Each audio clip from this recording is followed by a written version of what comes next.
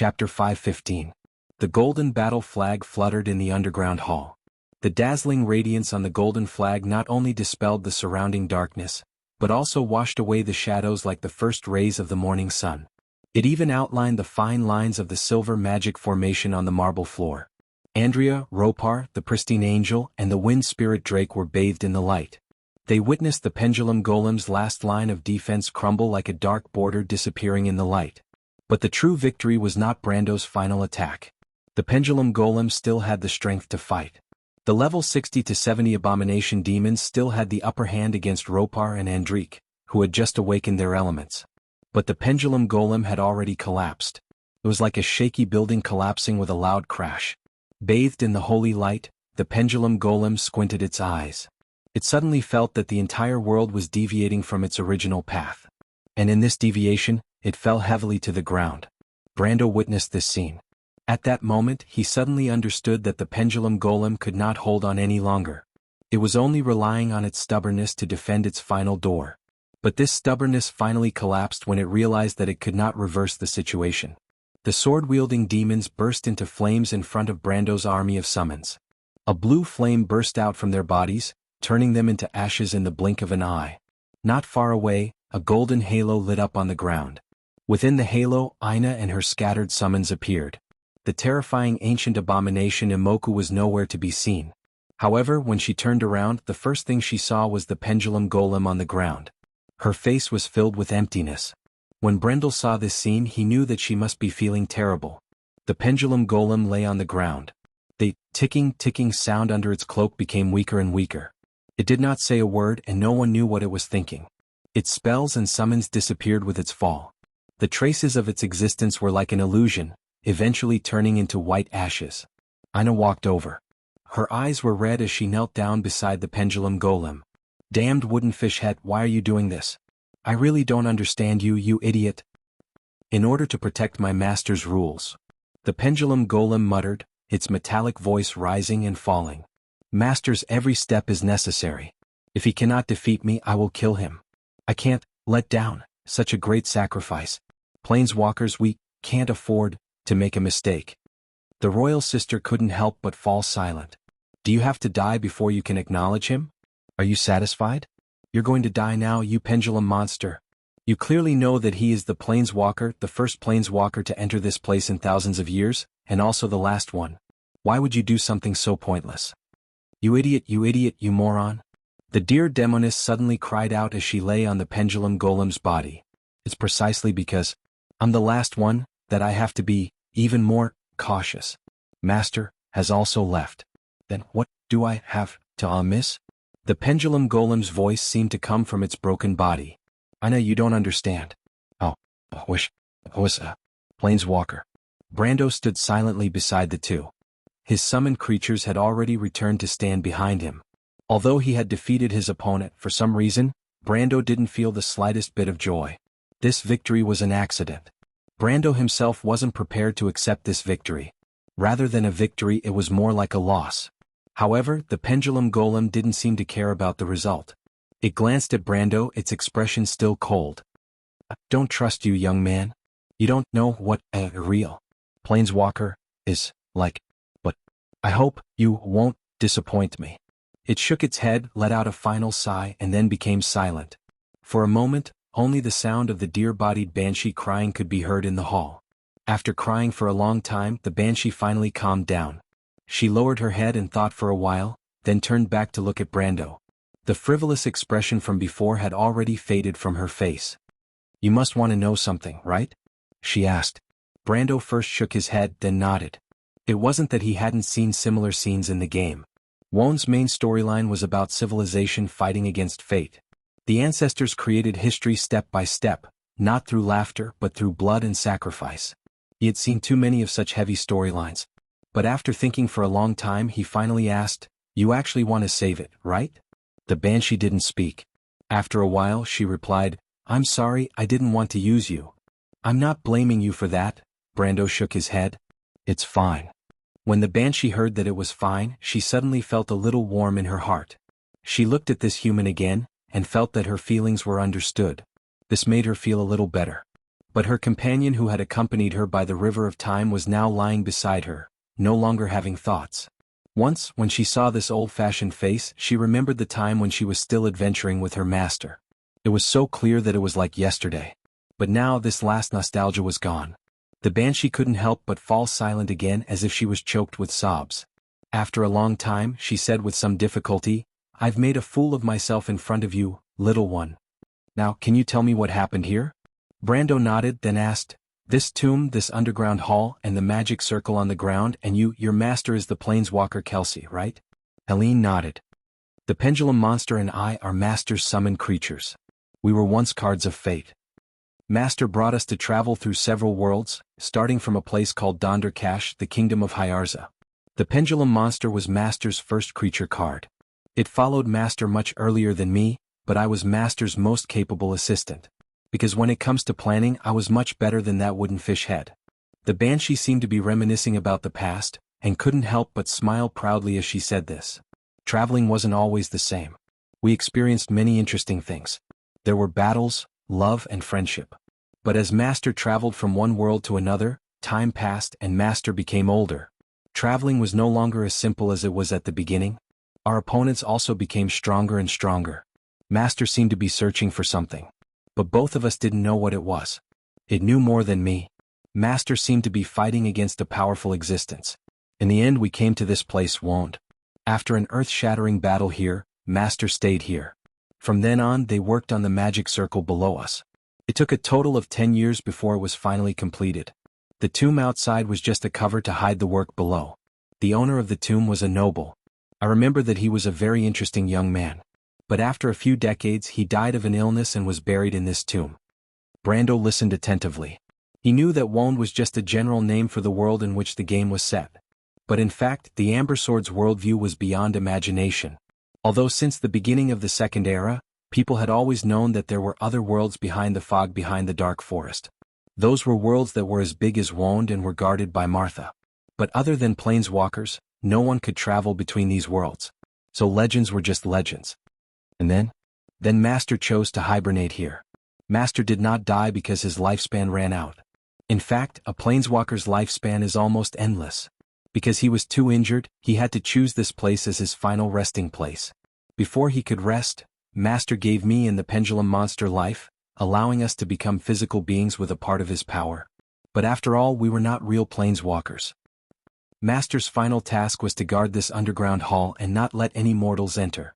Until one day someone with his power appeared. And this person, Ina raised her head and looked at Brando, "Is you." "Me?" Brando thought that it could not be so coincidental. The so-called quests in the Amber Sword all required certain conditions to trigger. Especially the player's experience. For example, if a player from Madara went to find Amandina with a letter from her father, even if they found her, she might not necessarily follow Madara's side. Because of the NPCs themselves and some other factors, they were selective in how they carried out the quests. But he felt that perhaps this was not a coincidence. If it was not for the cards of fate, he would not have come here. And if he was not a planeswalker, he would not have any interest in the cards of fate. So there was fate in the world, and some coincidences were not really coincidences in the long run. So then, what is the purpose of this hall? We don't know exactly what it is used for. But Master was very cautious about it. I only know that in order to build this hall, other than Master, there were two other powerful beings who sacrificed their lives. Ina thought carefully and replied. "Two powerful beings, were they planeswalkers?" "No," Ina shook her head, "but I have seen one of them. She was very powerful, not inferior to my master." Brando sucked in a breath of cold air. An existence that was as powerful as a planeswalker, what kind of concept was that? If Kelsey could summon the projection of Imoku, the eternal trauma, his strength would have far surpassed any of the powerful beings that Brando had seen in his 2 lives. And from the Darkness Dragon's tyranny to the War of the Holy Saints until now, Brando could not think of any legendary existence that had such a level of strength. Unless it was the Darkness Dragon himself, but the Darkness Dragon was not a woman. Taking 10,000 steps back, what was the point of sacrificing 3 existences of Kelsey's level to construct a hall like this? Brando did not think that it was just to leave behind the inheritance of the paradise of adversity. There must be some secret hidden below. But looking at Ina's expression, it did not seem like she was lying to him. Maybe they really did not know what was below. Can you remember when you came to Wond? Which era was it? Brando thought for a while and asked again. Ina thought carefully for a while. This period of history was quite old for her, and it was not easy to remember. Well, I don't know if their method of counting back then was the same as the one you are familiar with now. When we came to this world with Master, according to the local method of counting, it should be the year 540 Orcus. Brando was stunned. The people of Cruz began to count the years with the method of counting, which was already a distant history. It was said that when the azure night shattered the sky and brought about the second era, this new method of counting the years began to spread. The person who created this method was said to be the most outstanding sage of the Myrna people, Tumen. At the same time, Brando now knew that he was also a planeswalker. But this theory was not very tenable because according to the research of scholars, the new method of counting the years was recorded much later, and could only be traced back to the era of the War of the Holy Saints. But no matter which one it was, he had never heard of a method of counting the years like Orcus 540. Well, I admit that I have never heard of such a method of counting the years. Brando sighed and shrugged. He thought for a while and said, Then in the history of that time, are there any famous people you know? The woman who came here with Master is one of them, but I don't recognize her name. There was another person at that time and you should know this person. He was also a planeswalker like Master but much more powerful than Master. Little guy, you have inherited this person's legacy. Tumen? Brando almost jumped up. Tumen. Martha above, when you came to Wond, it was the era when Tumen was still alive? How many years ago was that? It should be about 3,000 to 4,000 years ago. Wait. If I remember correctly, the darkness dragon Odin wasn't dead at that time, right? Brendel pressed his forehead with one hand and felt a slight pain in his temples. If I remember correctly, the darkness dragon Odin wasn't dead yet. Odin. Ina looked at him and said, I have heard of this name. Correction of a mistake. Fireclaw Lord Ropar's card was originally a silver rare card, and I described it as a normal card yesterday. So after upgrading it should be gold. To be continued. If you like this work, you are welcome to come to Chidian. Come to vote for me. Your support is my biggest motivation. Chapter 5:16. Tumen said that they had a supreme leader in the north, and he and the powerful woman followed him. That person was called Odin. They had been fighting against the cultists and the demons that had spread from the scorching hell to the surface. These people were also my master's enemies, so my master agreed to join the war. The war lasted for decades until the last great war. That should be the last few wars between the Dark Dragon and the cultists. At that time, the Twilight Dragon had been defeated by the Azure Knight in the sky, and the power of chaos had been restrained. After the war, Odin unified the whole of Wond. The people who sacrificed their lives thought that they had gained hope, but they did not expect that the dark and cruel rule had just begun. Orthless suddenly said in Brando's mind as if she was a little emotional. If not for that, there would not have been the War of the Holy Saints and there would not have been the Four Sages. Because of one person, countless people died in vain. He was once a hero and I have no reason to hate him, but I still can't forgive his actions. Brando nodded silently. He knew this part of history. The Azure Knight shattered the sky and brought about the Second Era, but the first 10 centuries of the Second Era were still covered in darkness. It was said that Madara, the witches, and the Myrnas were the remnants of the Dark Dragon, and they were also the main enemies that Brando faced in the game. Although he had coincidentally received Odin's inheritance, he still held some grudges in his heart. Orthless sensed Brando's thoughts, and she was secretly shocked by this young man's knowledge of history. The history that she spoke of was already unknown to the present day, and only the wizards of the Silver City who buried themselves in scrolls all day long might know about it. However, Brando was not surprised when he heard this. These details that he had inadvertently revealed had already made Orthless slightly suspicious. Legend had it that the Dark Dragon could see through people's hearts and understand everything. This was an ancient prophecy of the witches, and Orthless knew about it. She knew that Brando now had the blood of the Dark Dragon flowing in his body, and she could not help but wonder if this was really just a coincidence.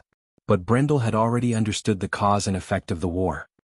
He raised his head and looked at the ceiling of the underground hall that was gradually hidden in the darkness, and his curiosity grew even stronger. Beside him, Helene seemed to have seen through his thoughts. She hesitated for a moment, but since Brando had already been acknowledged, she said, "Little guy, if you really want to know the secret of this place, I'll take you to a place." Brando turned around. Helene said the place was the pendulum golem's body, but she said she wanted to take care of the pendulum before she could bring Brando. Brando did not object and only waited silently at the side. Towards the pendulum golem, the most unique enemy he had ever met, he still had the necessary respect in his heart. Anyone who had their own beliefs and beliefs should at least be respected. The dear demoness fixed the pendulum golem's body and placed it on her back. Her movements were gentle, as if she was afraid that she would hurt her companion. However, the cumbersome pendulum golem was much heavier than her, so it looked somewhat comical, but at this moment no one was laughing. However, as the two of them moved, Brando discovered a problem. He realized that the golden battle flag could not be taken away. It turned out that this treasure had been inserted into the ground as soon as it entered the arena, forming an area similar to that of a treasure barrier. Within this area, all treasures and cards would be upgraded by one tier. However, this area was fixed about a kilometer in radius and could not be moved. This was a little awkward. Brando tried to think of a way to remove the golden battle flag, but to no avail. In the end, it was the dear demoness who reminded him that this treasure barrier had two uses. One was to attach to something and only worked on that thing. The other was to attach to the arena, and only worked on a certain area. The golden battle flag was obviously the latter. In this case, it could only wait for the reset phase to be shuffled back into the deck for the next use. Brando was a little helpless but also relieved. The amber sword never had an item that was so strong that it couldn't be countered. Presumably it was the same for the cards of fate. Moreover, the dear banshee had said that planeswalkers weren't invincible. There were people in the real world who could rival them. This showed that the power of the cards of fate wasn't limitless. In fact, Brando had already discovered that the cards of fate had many restrictions. There were requirements to enter the arena, and there were limitations to mana. Moreover, Irene also told him that the land of a planeswalker was not unlimited. The capacity of the land was closely related to the strength of the planeswalker. She told Brando that he would understand this point when he became an official planeswalker. Therefore, after discovering the limitations of the golden battle flag, Brando felt relieved. This was because compared to the limitations of other cards, this was the strength of the secret cards. Although the dear demoness was not a planeswalker herself, she had a lot of knowledge about planeswalkers. She told Brando that because of the power of the golden battle flag, it could become the core card of his deck. In this case, he needed to find a way to filter cards so that he could be the first to grab the golden battle flag from the deck in every battle. For example, she said that generally speaking, there were two ways to grab cards. The first way was to grab more cards to increase the chances of getting a specific card, such as her mind acceleration barrier. The other way was to filter a specific card from the deck, such as selecting a creature card from the deck and shuffling the hand, or selecting a treasure card from the deck and absorbing it into the hand. Irene thought for a moment and told Brando that the pendulum golem's core card in the dark realm of adversity, the impasse Trojan horse, was such a card. However, it was used to filter the creature cards, and its effect was stronger than the average filter card. But the dear demoness did not say how strong it was. Brando looked at her and she said, "Both the pendulum golem and I have recognized you as the inheritor of the paradise of adversity. Therefore this core card will be given to you sooner or later, so allow me to keep you in suspense." For Irene to say such words, it meant that she had at least slightly recovered from her previous sadness. Brando also let out a sigh of relief. While the two were talking, they entered a small natural cave that had not been artificially carved. There was a nest here that looked like an underground wind tunnel, and it was a typical water cave.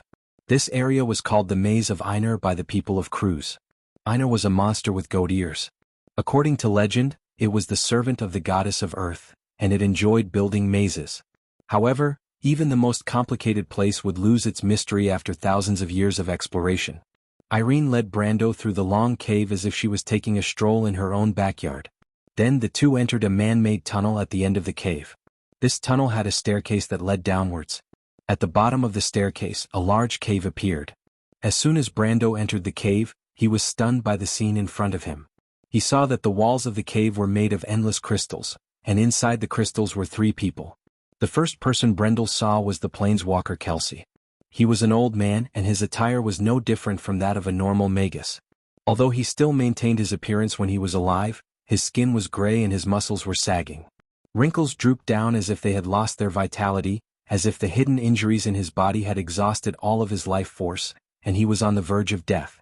But even with such an old appearance, one could still feel the immense power in his withered body. Brando did not know that this old man was Kelsey, but for some reason when he saw him, he felt as if he was facing the whole world. When he looked at the expression of the dear demoness beside him, he completely understood what was going on. "This is your master?" The dear demoness nodded. She put down the remains of the pendulum golem and silently placed it beside the crystal. This time she did not cry. At this moment, Brando suddenly realized that there seemed to be a layer of veins floating on the crystal wall. He was shocked, but after a closer look, he realized that it was indeed so. He suddenly raised his head and saw that the veins on the crystal wall were connected to the ceiling of the cave. Brando immediately realized that the ceiling of the cave was also covered in mysterious runes made of mithril. It was similar to the spell formation on the ground outside. He was slightly stunned. At first he did not understand why this was done. But suddenly he sucked in a breath of cold air. This was because the light on the crystal was clearly being maintained by drawing on the energy of the three people inside. Martha above, the three people in the crystal must have been sealed here willingly. What kind of power could make such powerful beings give up their lives to guard this place forever? His throat was dry, and he could not help but touch the crystal with his hand. He then turned his gaze to the second person. This was a middle-aged swordsman. His face was chiseled and he looked resolute and powerful. Even with his eyes closed, he gave off an imposing aura. He could not help but ask, "Who is this?" "This is the most outstanding swordsman I have ever seen. He is the leader of the natives of this place." The dear demoness looked at the middle-aged swordsman with respect. Brando then looked at the third person. With just one glance he could not look away. He had never seen such a beautiful scene. The girl sealed in the crystal was like a goddess from the legends. She wore a pure white silk dress. This style of dress was very rare nowadays. It looked like the white robes of the ancient Greek cities, but with many layers, it had a modern style.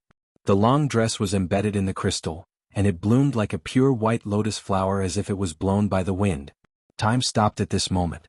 The girl's eyes were closed. She looked at most 17 or 18 years old. Her long hair was completely stretched out in all directions. It was white, so were her eyelashes and skin. It was like an ice crystal without a trace of blood. Her whole person and her white dress formed a unique scene. Brando had never seen such a beautiful woman, especially with that kind of temperament. "Is she dead?" He could not help but ask. The dear demoness nodded. Brando knew that he had asked a stupid question. The three people in the crystal obviously came from the same era. She had been sleeping here with them for thousands of years. But he did not know why. When he saw this woman he felt that something was wrong. He suddenly felt a subtle feeling. It should be said that it was familiar. He did not understand why he had this feeling. He could swear that no matter which world he was in, he had definitely seen or even heard of such a scene. Such a beautiful woman, Brando believed that if he had seen her once, he would definitely have an impression of her. But at this time the first thing that appeared in his mind was Aunt Jenny, then the little Roman and finally Babasha. That old and ugly woman. Brando was shocked. He suddenly understood and blurted out, "Witch?" He remembered who this girl was. The Queen of Ice, the first witch king before the golden age of witches. There was a deep resonance from the crystal. This sound went straight to the ground as if it was responding to something. To be continued. If you like this work, you are welcome to come to Chidien. Come to vote for me. Your support is my biggest motivation. Chapter 517. As the fire burned, the charcoal occasionally crackled and the light dimmed a little. Light and shadow intertwined in the passage of the tomb. The little Roman sat alone by the fire, her face red from the light. For some time she had been watching the sparks rise to the top of the cave with great interest. The sparkling eyeballs moved from bottom to top, and then from top to bottom, very lifelike. It had been an hour since the tomb collapsed, and the wizards had spent at least half an hour to open up a ventilation window before they could light the fire. The merchant lady used an iron rod to skewer the graveyard moss.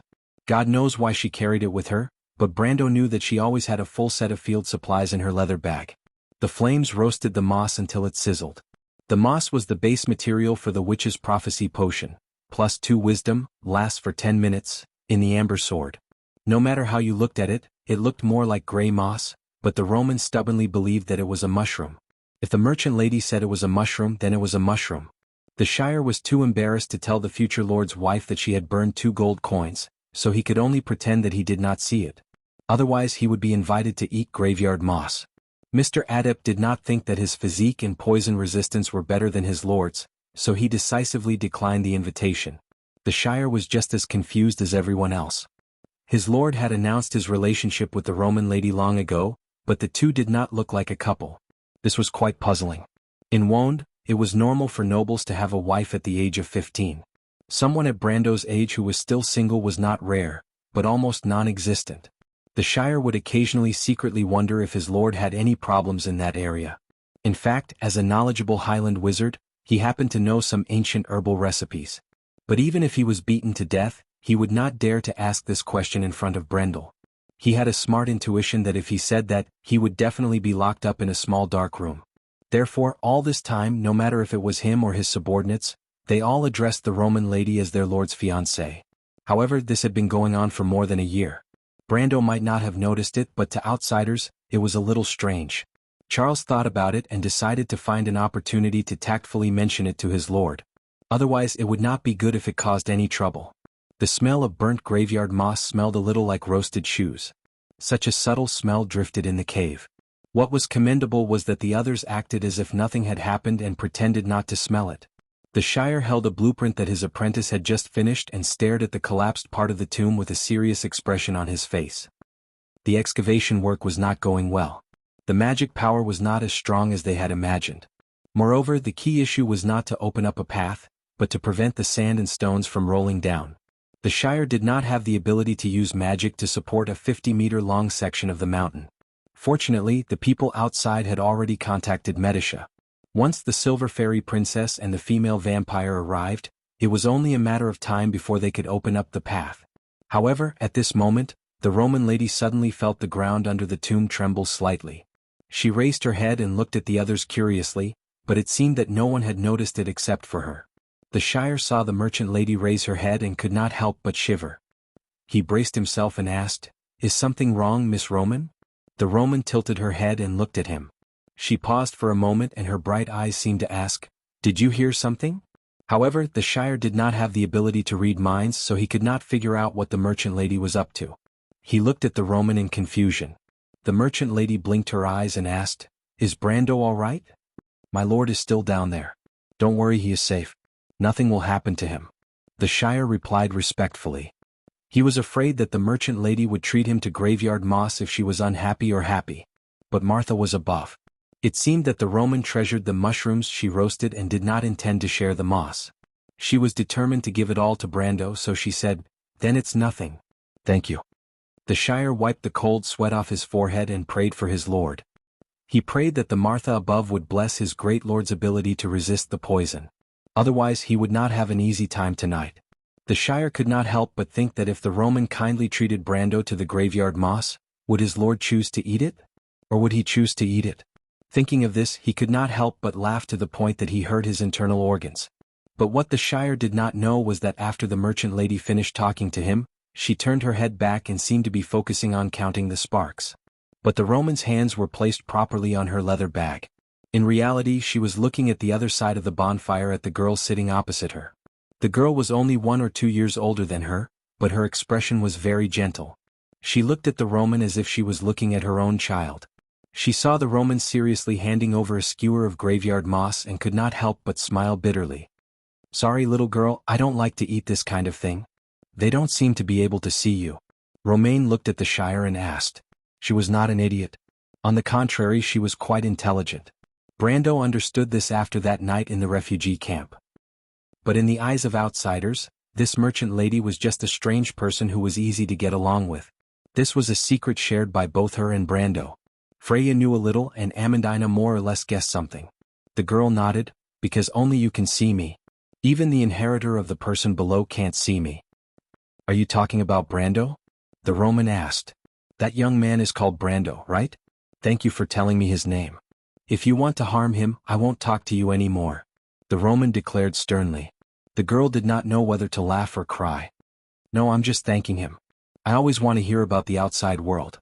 Besides, he brought you here, so I'll only be thanking him." "Then why am I the only one who can see you?" the merchant lady asked curiously. "Because you and I have the same blood," the girl replied. She tilted her head and looked at the Roman carefully. But it was obvious that she liked this little girl from Bucci. Her eyes revealed a satisfied expression. The Roman thought for a while and raised her small eyebrows. "I have the same blood as you? Are you saying that you're my mother?" The girl smiled bitterly again. "Of course not," she said. "If you want to say it, I should be your grandmother's grandmother's grandmother." She suddenly stopped and realized that she had been affected by the girl. Even the way she spoke had become a mess. She couldn't help but shake her head. All right, I won't joke around. Do you know what kind of power you have? I think you should have grasped some of it, right? I know, the Roman nodded. A dwarf told me that I'm a warlock because I was born with magic.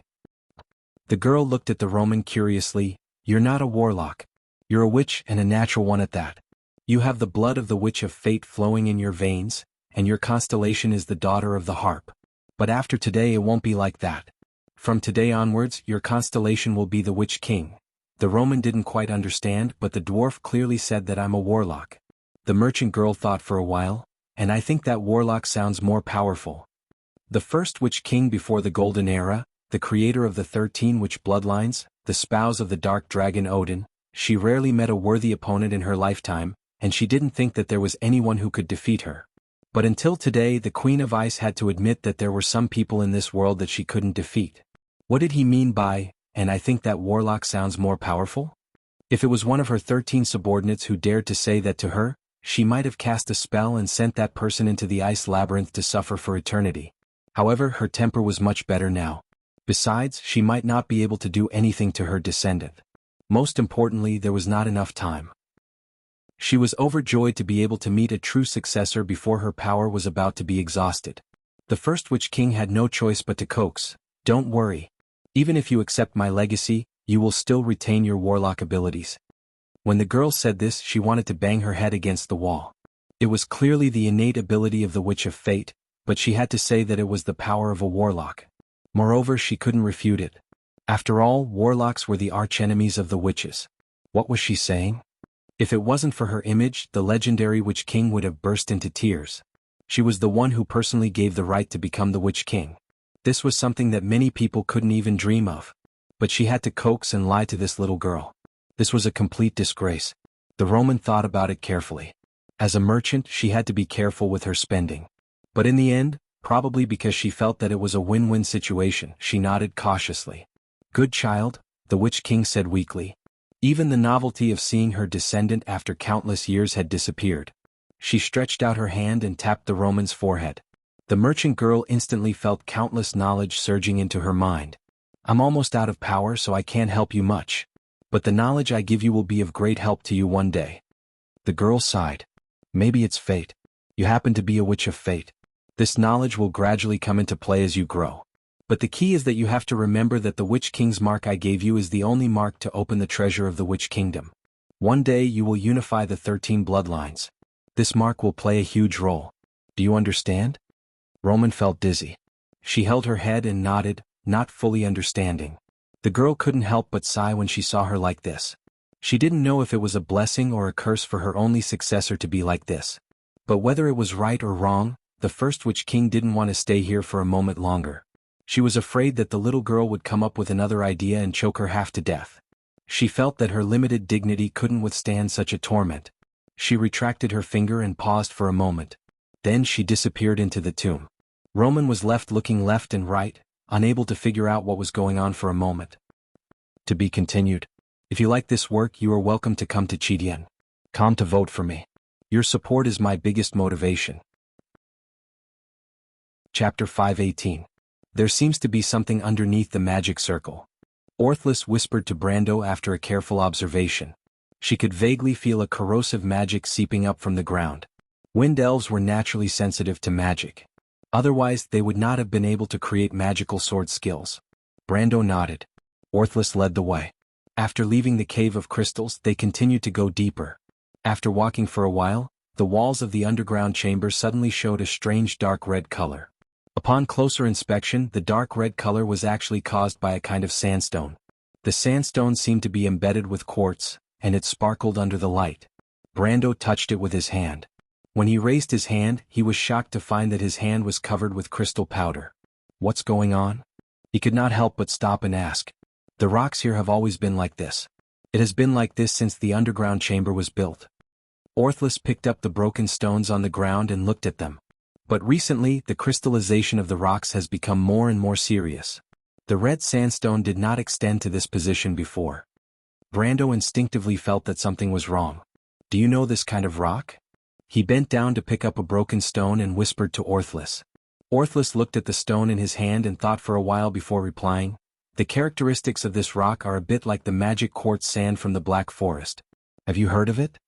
Magic quartz sand was a kind of sandstone magic crystal or that was formed when a region was contaminated by magic. It was often found near the streams in the Black Forest. It looked a bit like colorful sand. Most of these crystals were not pure. Travelers who came across them could make a small fortune, but it was not worth it to organize a team to mine them. Brando of course had heard of this mineral. He picked up the stone and said, "We will know whether it is or not after experimenting with it." Detecting the distribution of magic elements was a basic task for any spellcaster. Brando was also an elementalist, so it was not difficult for him to do this. He held the stone with his left hand and stretched out his right thumb, index finger and middle finger. He aligned the magic triangle and chanted a mysterious rune. The stone immediately emitted a faint light. It is. Orthless nodded. However, this level of magic quartz sand was not even at the level of a normal mineral. The magic it contained was mottled and impure, and there was no value in mining it. Simply put, it was unnecessary to even bring a piece back home. That means this place is heavily contaminated by magic. Brando raised his head and looked around vigilantly. But this place is under the protection of Lady Martha, Brando. That's why it's suspicious. Brendel threw the stone away and raised his head, just in time to see Elaine stop. To go in. Brendel took 2 steps forward, wanting to see what was inside. But just as he lifted his foot, a golden ripple suddenly appeared 10 feet in front of him. Then a golden translucent magic circle appeared, spinning slowly like the hands of a clock. Brando originally wanted to go in and take a look, but when he saw the magic circle he suddenly changed his mind. Let's go back. Orthless and the dear Demoness were surprised. They thought Brando would definitely go in to take a look. Orthless was slightly startled. She seemed to have thought of something and quickly explained, "This magic circle is a seal set by Master, but it does not prevent me from bringing you in." But Brando shook his head as if he had made up his mind. No need. Since there is nothing to see, there is no need to trouble yourself. The fewer times a seal is opened, the better. That's true. Orthless nodded, but she looked at Brando with some doubt. She had followed Kelsey for hundreds of years, and her knowledge was not inferior to Brando's. Of course she would not believe Brando's excuse. But since Brando did not want to, she did not force him. Orthless also had the same question, but she was much more direct. "Brendel, what's wrong?" she whispered to Brendel. "Brendel, what's wrong?" "Nothing, I instinctively feel that there is danger." Brando shook his head. Orthless understood. She knew that Brando trusted his own judgment. Although most young people his age did not have such experience in judgment, Orthless knew that Brando was an exception. His judgment was always relatively accurate, and was not inferior to a 1,000-year-old monster like her. On the other hand, the reason Brando did not want to go in was very simple. That was because the magic circle was the same as the seal outside. In the Amber Sword, the only function of the magic circle was to mark the level of a dungeon. The magic circle outside was called the Wall of Chaos, which was the seal of level 30 to 40 dungeons. The magic circle inside was called the Age of Time, which was the entrance to level 300 dungeons. So when Brando saw the seal, he decisively gave up on the idea. He thought that he had not lived long enough. Note, Brendel's level of 130 is a pure warrior's level. In reality, players usually have more than one job. Therefore, a level 40 dungeon is prepared for a level 30 group of players, and a level 300 dungeon is for a level 150 group of the world's top players. Even though he really wanted to know what was buried underground, his life was more important. He decided to take a break when he saw the magic formation. When he had time in the future, he would return to this place. "Then are you ready to go back?" Ina suddenly asked. "But I can't directly send you back to the surface. You may have to wait for your companions to dig a path." "It's okay." Brando did not mind. He smiled. "I have some questions about planeswalkers that I want to ask you. Then let's go back to the hall." Ina nodded and looked into the depths of the cave. "Actually, I don't really like it here." "Me too." Brendel took a deep look at the level 300 magic formation and nodded. Time passed much longer underground than on the surface. It was as if the little Roman had unknowingly obtained a huge secret. The Shire was very busy, and it was not easy to wait for the great silver elf princess and the vampire trap. It took them 3 to 4 hours to finally open a path, and then almost the same amount of time to dig into the tomb. At this time, Brando had already gotten most of the answers he wanted to know from Ina. Last question. The information he got from Aina was completely different from Tumen's. It should be said that it was more detailed, plain and rich in details. Brando only now understood that planeswalkers were not separated from Wone's history. They had always existed and once fought with the ancestors against the Twilight Dragon, and even played the role of a leader. Brando even learned that the Darkness Dragon Odin was once a planeswalker. This information was beyond his expectations, but it seemed to be within his expectations. With the Darkness Dragon's strength, it was possible for him to become a planeswalker. Moreover, the Darkness Dragon often led his dark army into battle. It was hard to say if there were no summons among them. It was just that history was too long ago and it was impossible to verify.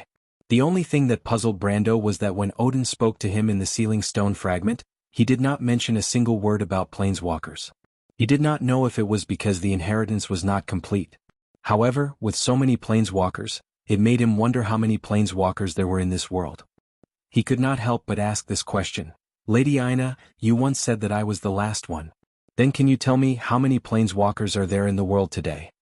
The dear Demoness seemed to have expected him to ask such a question. She sighed and said, in the earliest era of the planeswalkers' history, that is, the Earth Slate was still in Ebobel Fortress.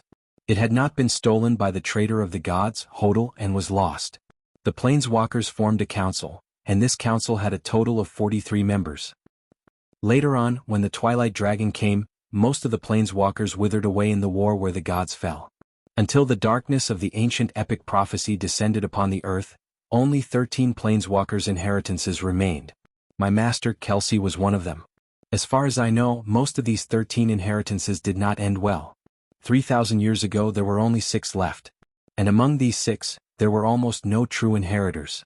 Therefore, if I am not wrong, among this generation of planeswalkers, you may be the only inheritor. You're saying that I am the only planeswalker left? Brando was speechless. He could not believe that such a powerful planeswalker would wither away to this extent. Not necessarily. It is possible that there are a few old farts that still exist. However, the number of inheritors of planeswalkers is decreasing. This is an undeniable fact. Aina shook her head. I don't know why, but the requirements to become a planeswalker are extremely harsh.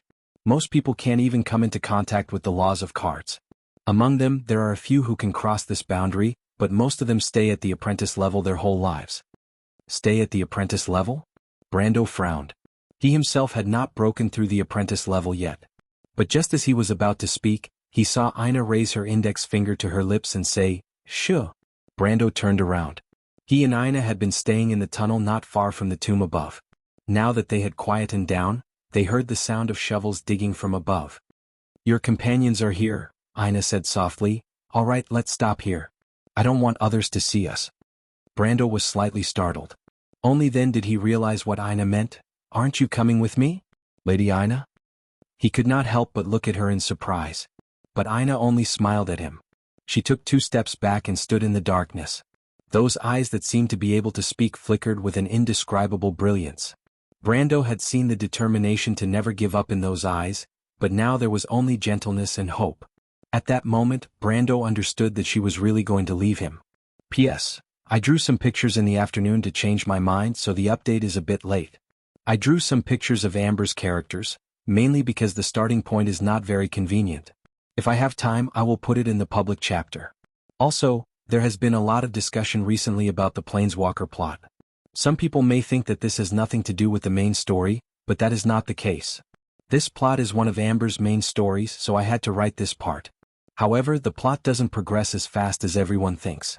It will still be gradual. To be continued.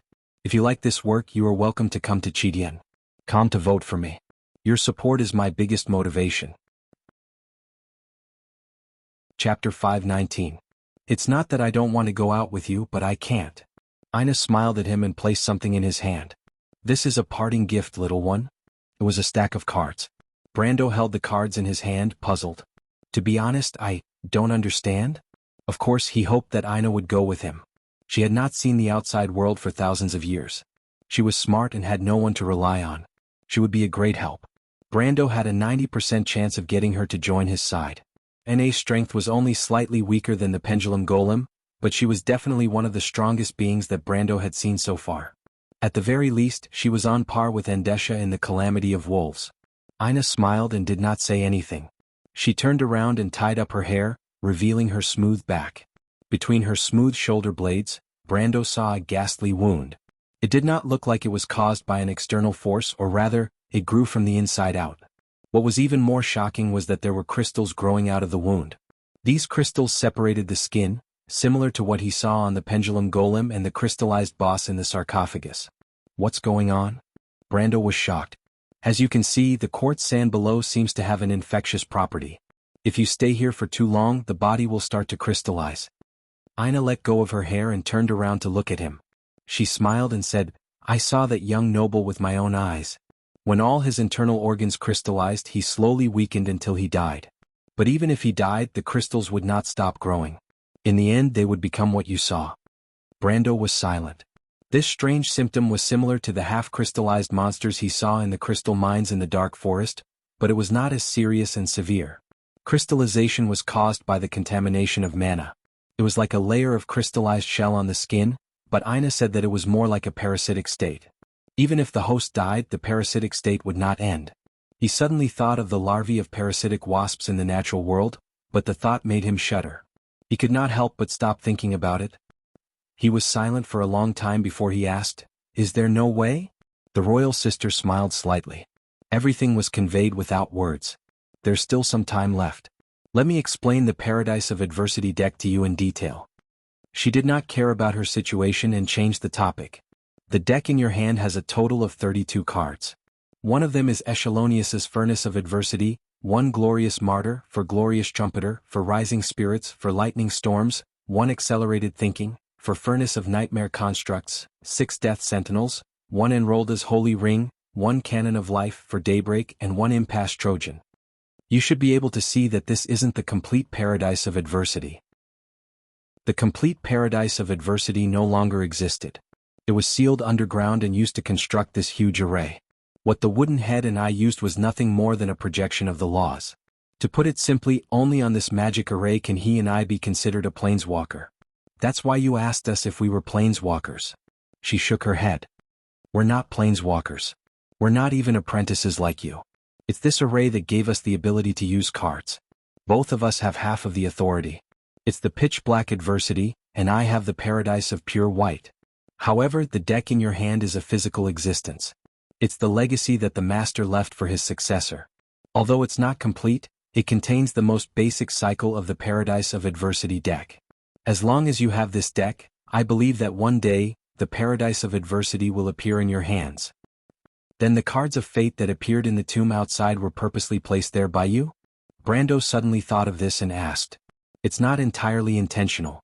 The pendulum golem and I will not leave this hall. But I think it was about 100 or 200 years ago. A few grave robbers entered this place. I purposely let them steal a few cards, hoping to attract a real planeswalker. However, the wooden head didn't seem to agree with my actions. It ordered Lederer to kill the grave robbers." She thought for a moment and answered. Brando thought of the scene outside. He could almost confirm what Ina said. However, although the pendulum golem killed the grave robbers, it didn't order Lederer to take back the cards. This meant that it wasn't completely against Ina's plan. It just had its own considerations. If it wasn't for this, Brando believed that he wouldn't have appeared here today. The doubts in his heart were slightly explained. He nodded his head and listened to the dear demoness continue. Helene continued to explain the Paradise of Adversity card deck. She said, "Every card deck has its core strategy. This battle strategy varies according to each planeswalker's thinking. Some planeswalkers prefer to attack. Their deck can often become extremely powerful in a short period of time. For example, they can use some direct attack spells or quickly summon an army of creatures to suppress the enemy. However, there are also planeswalkers who prefer to attack only after the enemy strikes. Their deck is good at control. They use the advantage of defense to achieve victory. These types of decks are more stable. They are invincible before defeating the enemy. However, the Paradise of Adversity is a little different from the other two. It has the ability to quickly attack, but it also has the ability to defend and counterattack." At this point, Ina couldn't help but feel a little proud. There are 2 cards in the Paradise of Adversity, the Nightmare Forges and the Lightning Storm. The Nightmare Forges have the attributes of both divine creatures and spirit figurines. They are treated as inanimate objects on the field and are immune to all instant death effects.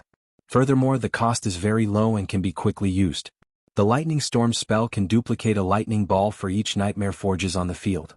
The more nightmare forges there are, the stronger the lightning storm spell. The nightmare forges can also self-multiply and quickly form into a large scale. Nightmare forges, Paradise of Adversity 9, 1 dark, treasure, divine creature nightmare spirit figurines level 26 creature. Effect. Pay 1 light to duplicate a derivative of yourself. In every little container there is a real soul wailing. Lightning Storm, Paradise of Adversity 6, 4 energy, spell, instant, effect. Tap all nightmare forges on the field.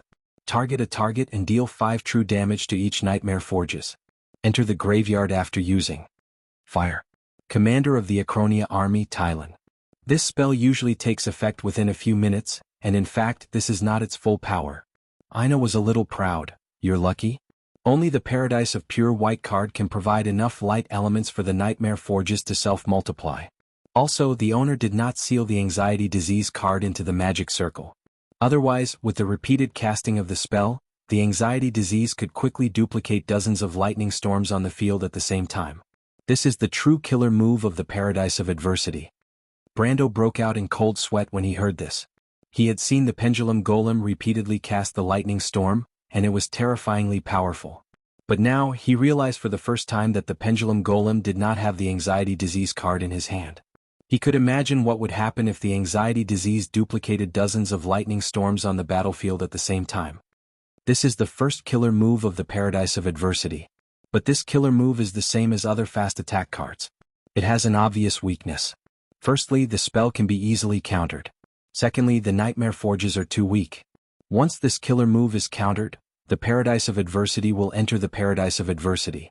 The Dear Demoness continued, because the Desperate Trojan Horse is one of the core cards in the card. It was prepared for this counterattack. The Impasse Trojan Horse's function is to filter out 4 creature cards from the player's deck and remove them from the battlefield. When there are more than 40 non-black creatures on the field, the creature cards that were removed from the battlefield will be placed back into the battlefield for free. You might think that it's not worth it to trade 40 for 4, but think about it. What if the 4 creature cards in your hand are expensive and powerful, like the Eternal Trauma? Aina smiled mysteriously. That's why the Paradise of Adversity has 2 moves, one at the beginning and the other at the end. Each of them is a sure kill move. My master used this card to become one of the top figures among the 13 planeswalkers, second only to Tumen, Odin, and a few others. Impasse Trojan Horse, Paradise of Adversity I, 25 dark, treasure, artifact, effect. This card must be tapped into the battlefield. Inspect your deck. Search for 4 creature cards from your deck and remove them from the duel. Then shuffle your deck. Tap, pay 40, 0. This card has 40 counters. After this card enters the battlefield, for every non-black creature on the field that dies, remove a counter from it. When you remove the last counter, use it without paying the spell cost. Place the card that was removed from the battlefield into the battlefield. Opportunity lurks in the midst of the storm, hope lurks in the midst of despair. Brando listened attentively. He had never thought that the cards of fate could support each other to form a battle strategy. The cards he received were all scattered, without any pattern. Sometimes, he used the Planeswalker system as a summoning system, but he did not expect there to be so much knowledge behind it.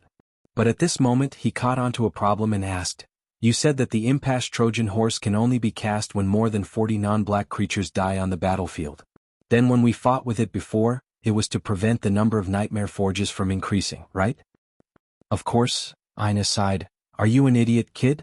The only non-black creature in the pitch-black realm of adversity is the Nightmare Forges, and the Nightmare Forges themselves are considered spirit figurines. Simply put, they are already dead. As long as there are 40 Nightmare Forges on the battlefield, the Impasse Trojan Horse can be cast. This is the power of the Impasse Trojan Horse. When the Nightmare Forges trigger a lightning storm, they can also trigger it at the same time. Then if we kill the Nightmare Forges, wouldn't they be considered as having died on the battlefield?" Brando asked again. "Death is death, destruction is destruction. Have you ever seen a dead person die again?" Brando suddenly understood, but he rolled his eyes at Ayane's ridicule. Who was born knowing these things? The Planeswalker system itself was very strange. But at this moment he thought of another problem. The Paradise of Adversity's combination of black and white seemed to be very powerful, but it was still not a match for Tumen. He could not help but think of the first time he met Tumen. He did not feel that he was that strong. He thought for a moment and could not help but ask, "Is Tumen that strong?" Aina looked at him and said, "Of course Tumen was one of the top planeswalkers at that time. I don't know much about his all-in-one, but the power of the Radiant set of the 5-color cards is unimaginable. You have seen the core card of the Alliance of States, the Golden Battle Flag.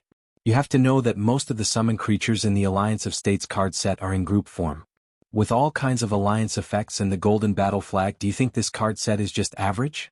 You have to know that this is only Tumen's defensive card set. His 5-color cards complement each other, just like the black and white of the Paradise of Adversity. As far as I know, there are not many planeswalkers who are a match for his card set." Damn. Ina's words made Brando curse in his heart. The Golden Battle Flag card was indeed a bit overpowered. He was speechless when he thought of how such an overpowered card was only used for defense in Tumen's 5-color cards. It was as if the benevolent-looking old man in the underground auction house had suddenly become taller and bigger. However, when Brando was speechless, Ina continued, "Also, don't be happy too early. Although the Paradise of Adversity has a basic cycle, there are still a few flaws in this card set." "You mean the lack of strong creatures is why the desperate Trojan horse can't be used?" Brando immediately reacted. Kelsey had the Eternal Wound, but he didn't have the ability to seal the rules of this thing. "Well, this is only one of the problems. Strong creatures can be slowly collected. But second, you lack the means to filter cards because the Paradise of Adversity's 2 core artifact cards, the Grimoire of Life and the Desperate Trojan Horse, each only have 1 card. How to find them from the deck to your hand depends on luck. In fact, your Golden Battle Flag is the same. Third, you lack a stable means to pick up Graveyard. You have Graveyard Resurrection and Archangel, but these are not enough. Archangel can only be used to maintain the number of living cards. After all, they can only be reset into the game once a day. Graveyard Resurrection will be attached to the revived card and can only be used once. To put it simply, you lack the conditions to carry out the graveyard cycle on the battlefield. Most of the spell cards in the Paradise of Adversity will enter the graveyard after being used once. Most of the creature cards also involve the effect of sacrifice. The Desperate Trojan Horse requires a dead card. This means that your graveyard will maintain a considerable number of cards during the battle. If you can't fish out these cards at the right time, you will lack the ability to last. Lastly, your land cards are far from enough. Because land cards are the core power of a planeswalker, they are usually not easily given to others. For example, I won't give my master's land card to you. It is now the power that maintains the operation of this magic circle. So you have to find a way to expand your elemental pool. As far as I know, your current elemental pool is barely able to operate the basic cycle of the Paradise of Adversity cards. Do you understand?" Ina lowered her head and asked. Brando nodded. The last time Tumen taught him these things, he didn't have much time and didn't explain many things in detail. However, the advice that Ina gave him was undoubtedly precious. Some of them were also deeply felt by Brando. For example, he never felt that he had enough of the land cards. The two of them talked for a while. At this moment, the digging sound above was getting clearer and clearer. It was so clear that it interrupted their conversation. Brando suddenly stopped. He realized that the time to leave was very close. He calmed down and thought for a while. He couldn't help but ask again, "Are you really not going out, Miss Ina? This place doesn't have any restrictions on you. I can ask someone to help guard this ancient tomb outside. The wound on your back is not completely incurable. At least I know of a miracle that can heal it. Remember, little guy, planeswalkers don't believe in gods because they are the masters of their own destiny." Ina smiled and patted Brando's shoulder, "But I am very satisfied that you can think this way. Speaking of which, I should be the one thanking you.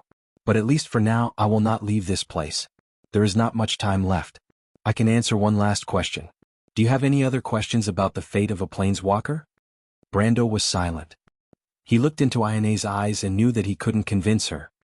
He thought for a while and asked, "How can I become a real planeswalker?"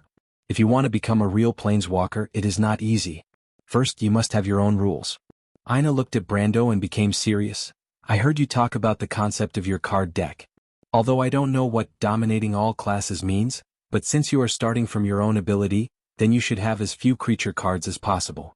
Maybe you should think about your card deck from the direction of abilities and magic. This is my suggestion. For a planeswalker, having more cards is not better, and having a bigger territory does not make you stronger. The most important thing is still your own rules. Among the many planeswalkers I have seen, there is no lack of people who have countless cards and land cards, but in the end, they were unable to leave the apprentice stage and enter the ranks of official planeswalkers. My master became an official planeswalker at the age of 45. He is considered to be the most talented planeswalker in history. Little guy, I hope that you can reach this step as soon as possible. Consider it my wish. At this point, the dear demoness couldn't help but smile. Thank you. When Brando whispered this sentence, there was the sound of sand and stones falling from above. The two of them raised their heads and looked in the direction of the tunnel.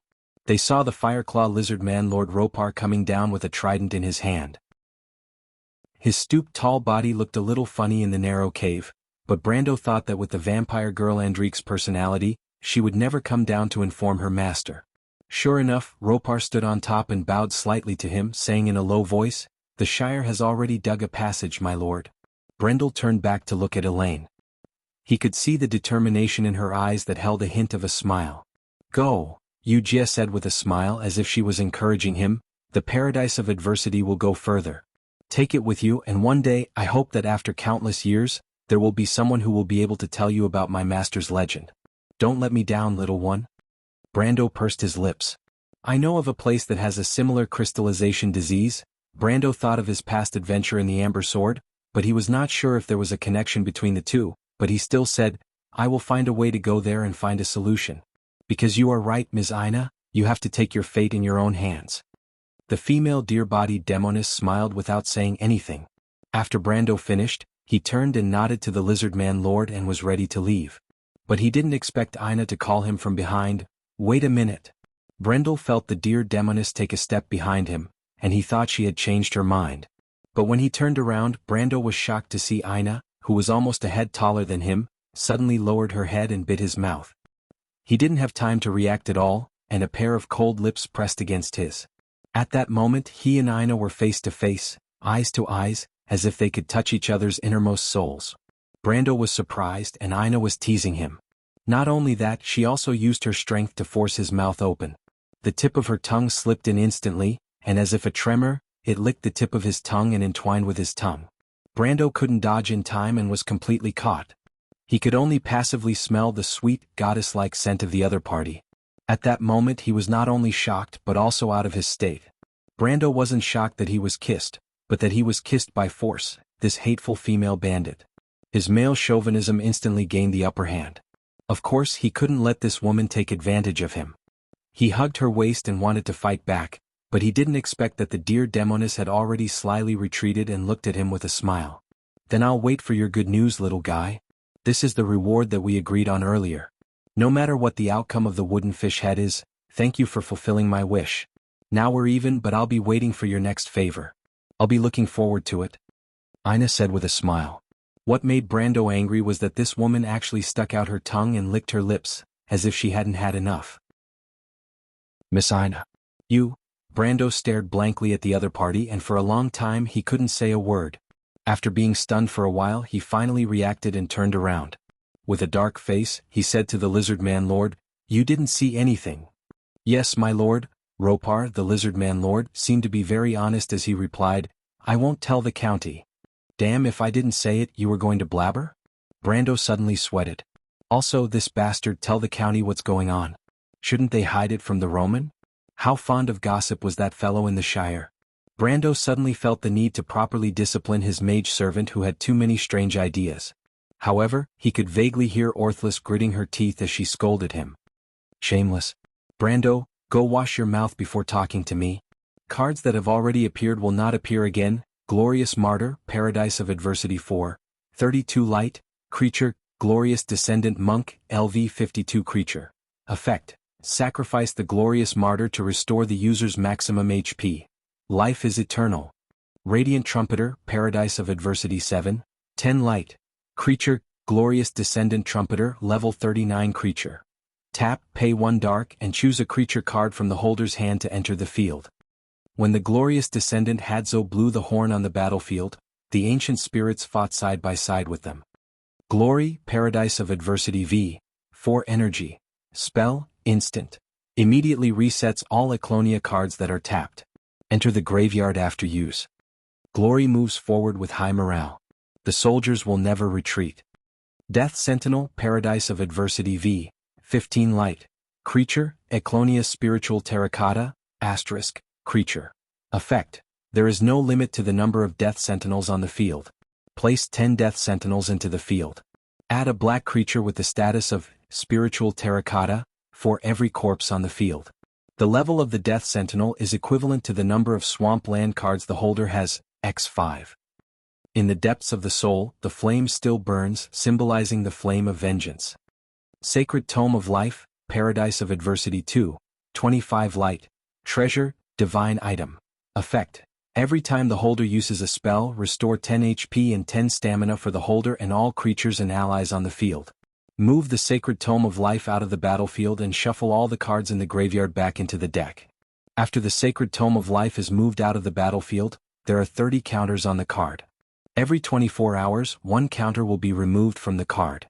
When you remove the last counter, shuffle the Sacred Tome of Life back into the deck. The Sacred Tome of Life cannot be destroyed. If the Sacred Tome of Life enters the graveyard, shuffle it back into the holder's deck. To this day, no one has been able to guess who created this supreme treasure. Daybreak, Paradise of Adversity 12, 1 light and 1 dark. Spell, instant. Effect, add 6 light to your mana pool. For every breaking dawn in your graveyard, 3 darkness will be added to your mana pool. Enter the graveyard after use. Daybreak, the light shines. P.S. I wanted to post it separately, but this is actually a continuous content, so it's not convenient to do it separately. I might as well post it together and the word count will only increase. That's all for today. I'll update earlier tomorrow. To be continued. If you like this work, you're welcome to come to Cheatien.com to vote. Your support is my greatest motivation. Chapter 520. Generally speaking, the busiest time of the year for Ampere Seal was from March. But from February onwards, the north thawed, and the merchants would pack up goods from the south and ship them to Corvado and Cipher, which had just recovered from the harsh winter. Furs, amber and tobacco from Randner, pine nuts, and wood from Grimoires were all gathered here at this time of the year. As for Tonagel? Tonagel did not have any specialties, and the merchants only cared about whether the gold in their pockets increased or decreased. No one cared about what the poor villages produced. Most of them were bandits and robbers.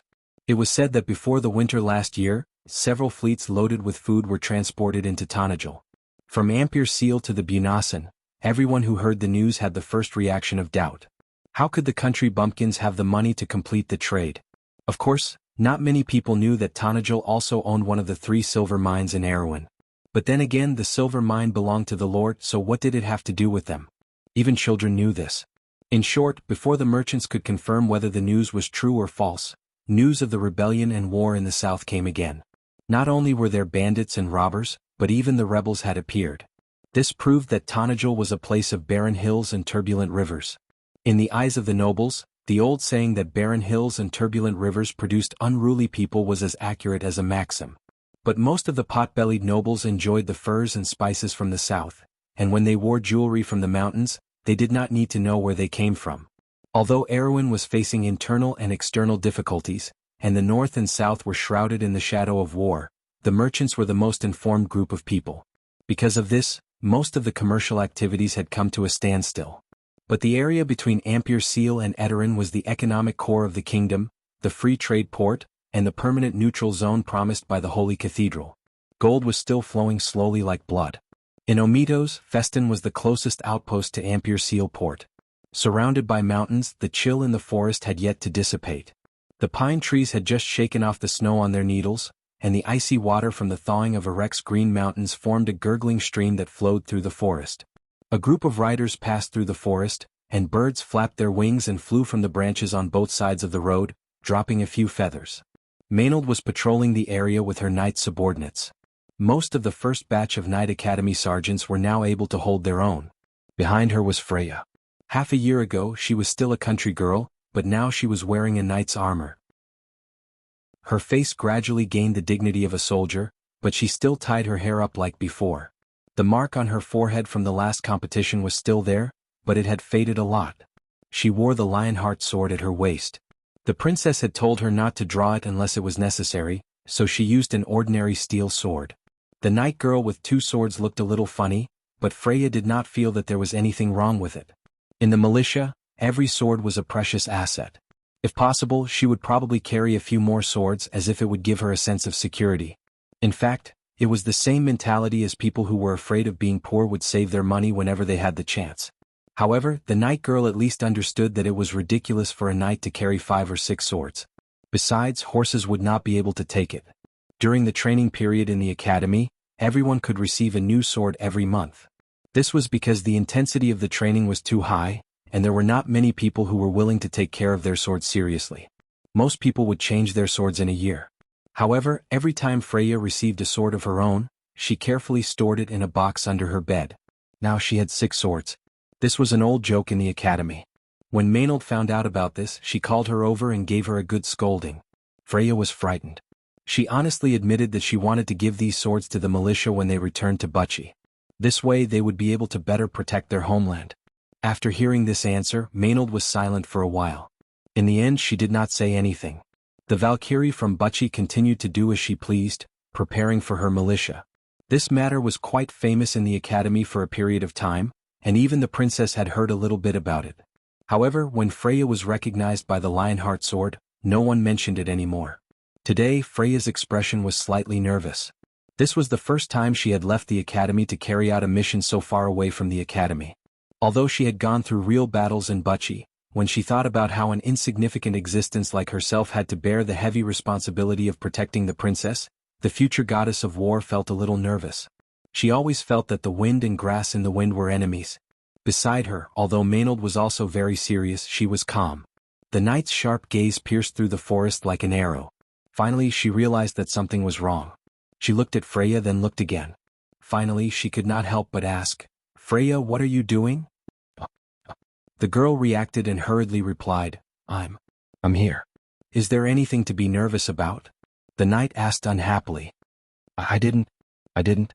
Her voice was trembling. The riders all laughed softly. Breton could not help but shake his head in amusement. He was someone who had killed his way out of Bucci with Brando and Freya. Although he did not take the same route as Brando, the guards had also killed their way out. In Bucci he used to like this girl, but in the end he realized that her thoughts were not with him.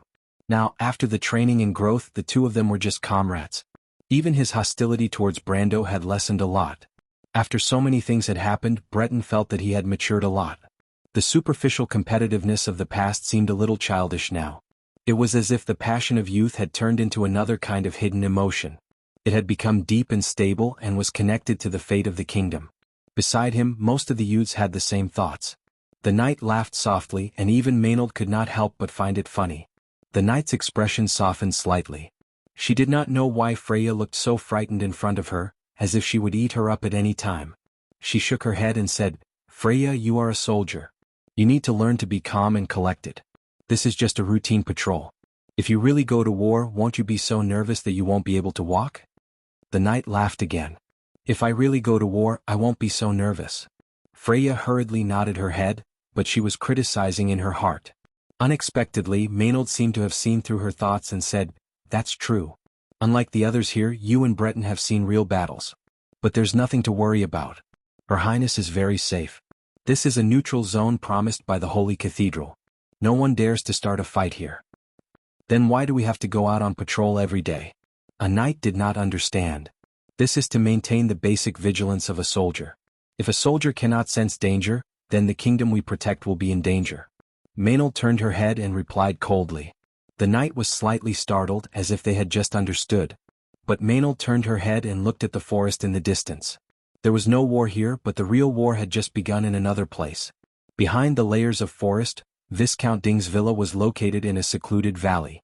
Magadal had used her connections with the Holy Cathedral to arrange for the royal faction to stay here and receive the generous hospitality of the owner. This place was far away from the bustling city, and was like a different world compared to Ampere Seal. The nun princess knew what kind of place her close friend liked. Besides, under the current circumstances, she also felt that Griffin needed some peace and quiet. Griffin indeed needed some peace and quiet. She silently watched from behind the window on the second floor of the villa as Duke Arek's carriage passed through the gate and slowly stopped in the courtyard surrounded by pine trees. This was the first meeting between the two parties, and it was related to the fate of the kingdom. But to put it nicely, she could not really control the fate of the kingdom. To put it bluntly, it was not up to her to decide.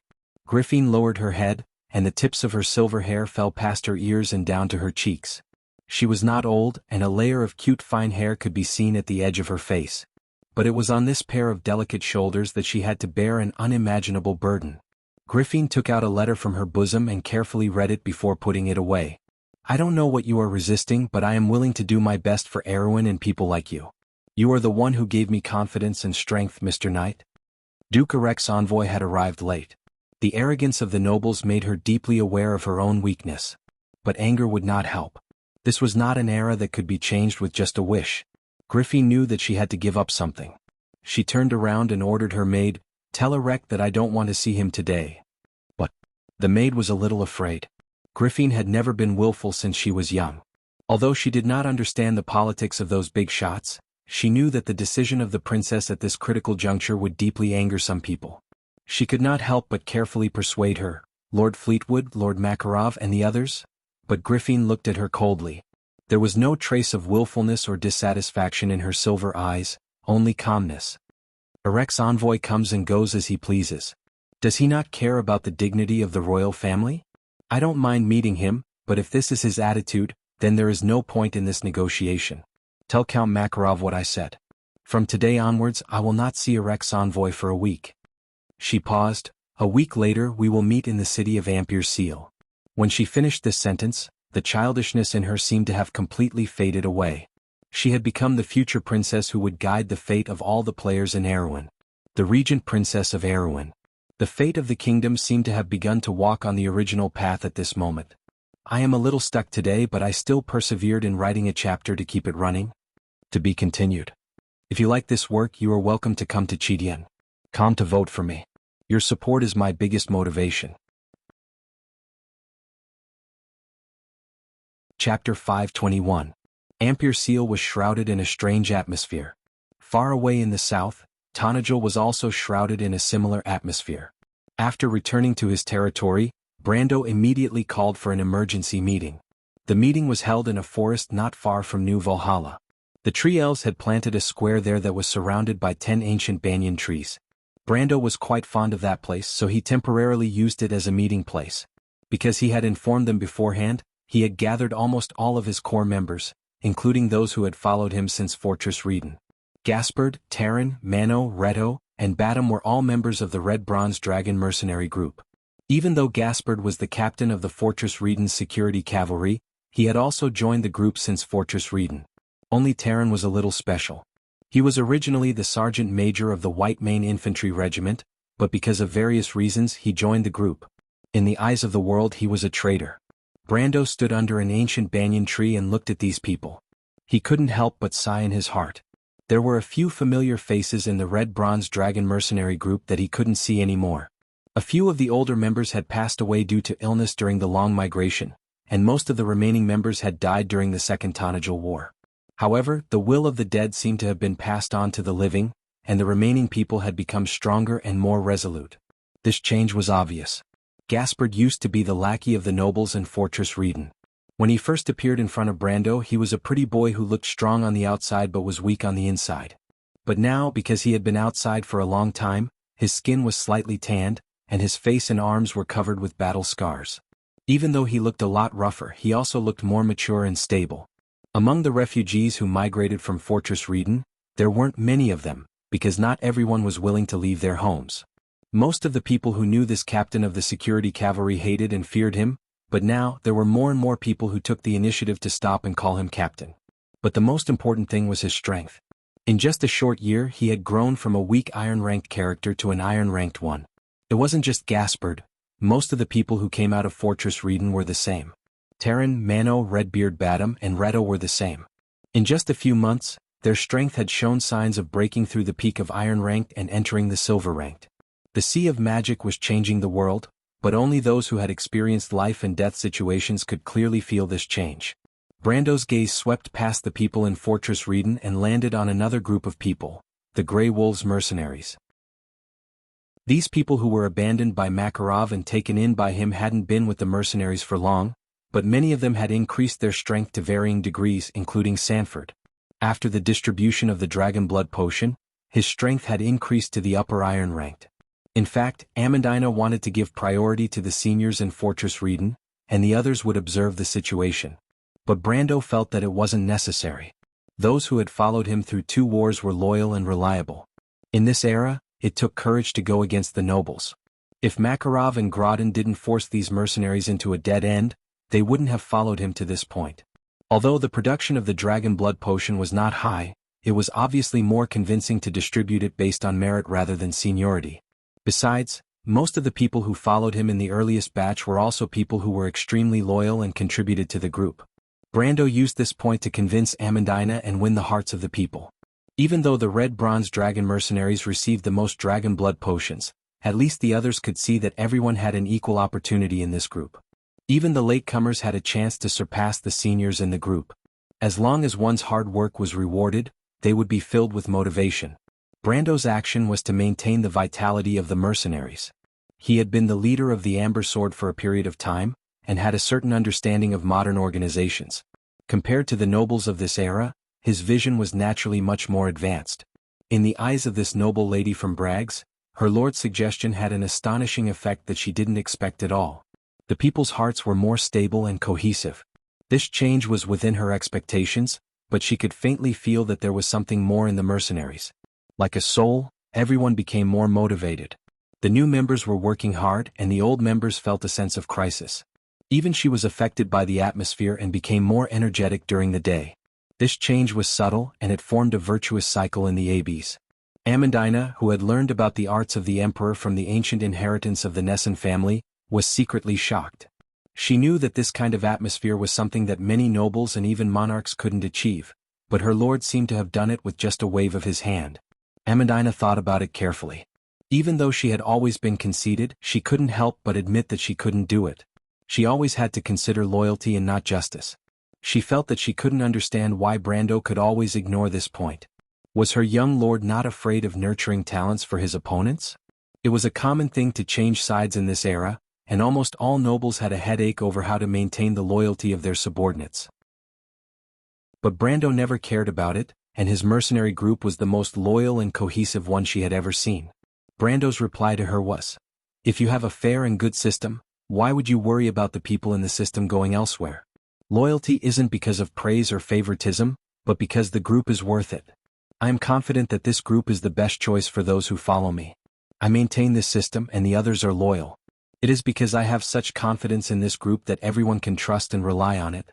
Amandina didn't quite understand Brando's understanding, but she still remembered the calm and confident manner her lord had when he said this sentence. She had never seen such calmness and confidence in any noble before. "If they come, I will welcome them. If they leave, I will not stop them." She felt that perhaps only such a mind could create such a unique group with such charm. It was a group where everyone, even someone as vile as Gaspard, could find a place for themselves. Amandina slowly walked into the banyan tree square with these thoughts in mind. She couldn't help but raise her head to look at Brando, who was not far away, and happened to meet the young lord's gaze. "There are more and more girls around, my lord. Even the boys like Mephistopheles look cuter than me." Amandina didn't know why, but a strange thought suddenly flashed through her mind. Her heart that had calmed down because she didn't want to compete with the little Roman began to fluctuate inexplicably again. Maybe there is a chance. Brando was half leaning on the banyan tree, and when he saw Amandina enter, he couldn't help but smile. Of course, he noticed Amandina's gaze, but he only thought that she was reminding him to pay attention to his appearance as a lord and a noble of the kingdom. He could almost imagine Amandina's tone when she said this, and when he thought of Amandina's serious look, he couldn't help but smile. Amandina was always so serious, but there was also a special kind of cuteness in it. Brando couldn't help but comment on the girl, but he quickly reacted and hurriedly shook his head to throw this thought out of his mind. It seemed that ever since he was kissed by the dear demoness who had the same name as the goddess of fate in the tomb, something strange in his heart became restless. Speaking of which, the current Brando was only 19 years old, almost 20 years old, and Sophie in his previous life was still a high-ranked sorcerer. Therefore at this moment he was still somewhat ignorant of the feelings between men and women, and was filled with the curiosity of a teenager. He patted his head to clear his mind, and his gaze moved from Amandina to the others. At this moment the people on the field entered one after another, and almost everyone was present. Brando only then noticed that his subordinates had unknowingly formed such a large group. Scarlet, Mephistopheles, Medisha, and the new vampire girl Andrique were beside him. A little further away there was Ropar, the Shire and its Fireclaw spearman, as well as the Fire Djinn who was communicating with a group of wind spirits and light spirits. These guys were all creatures of the elemental realm, and although they almost didn't interact with each other in this realm, they could still be considered to have a common language. Then there was Coden, Carglais, Maria, and the young officers of the White Lion Infantry forming a circle. These people's experiences in the dark forest had cultivated a comrade-like relationship with each other. The two pristine archangels stood together with the Roman. They were now almost exclusively the Romans' personal bodyguards, and the aura of death on their bodies had disappeared. In fact, on the way back, Brando had summoned the Book of Life and Death, and removed it from the battlefield to retrieve all the cards from the graveyard. Currently, the Book of Life was on cooldown, and the graveyard resurrection cards were also removed from the attached state and returned to the deck. Brando did this mainly to prepare for the trip to Ampere Seal, but he also knew that he might not be able to use the Book of Life for the entire trip to Ampere Seal. But after weighing the pros and cons, the cards in the graveyard were more important. Although the Book of Life was the core card of the Paradise of Purity, but in reality after the Paradise of Adversity was combined into one, the Book of Life only strengthened the defense of the deck on the field. As a planeswalker, Brando actually had many ways to restore his HP. At the very least, the various types of holy water that he obtained from Amon in the Dimensional Cave were probably the first in history. At the very least, that was the amount of supplies that Amon had prepared for an army. Further away were Rabin, Yuta, Cornelius, and their subordinates. They stood together with the Nightsong Tiger and Rocco of the mercenaries of Lopez. On the other side were the Red Bronze Dragon mercenaries. Lastly, the villagers of the Green Village stood together with the Druids and Tree Elves. Sifred was like a fish in water in that circle. She had been living with her father for a while, and Brando did not want her to be estranged from her family and the villagers because of the Druids. Brando raised his head. There were still subterranean dwellers in the forest. Tajiv was doing well under his command, and the subterranean dweller had expressed his willingness to submit to him several times. The subterranean dwellers were not looked down upon like the subterranean dwellers. On the contrary, many people who were loyal to the subterranean dwellers treated them as protectors. Before the Tree Elves joined, the subterranean dwellers were indeed Brando's strongest force. It was not easy to meet these people in the forest. Amandina was in charge of agricultural production in the Maxen region, but she rarely appeared in the ABs. The winter crops in Tanajul were growing, and Brando knew nothing about it. However, Amandina was an expert. The agriculture in Wonde relied on magic, and the wizards and monks of the Holy Cathedral played an important role in it.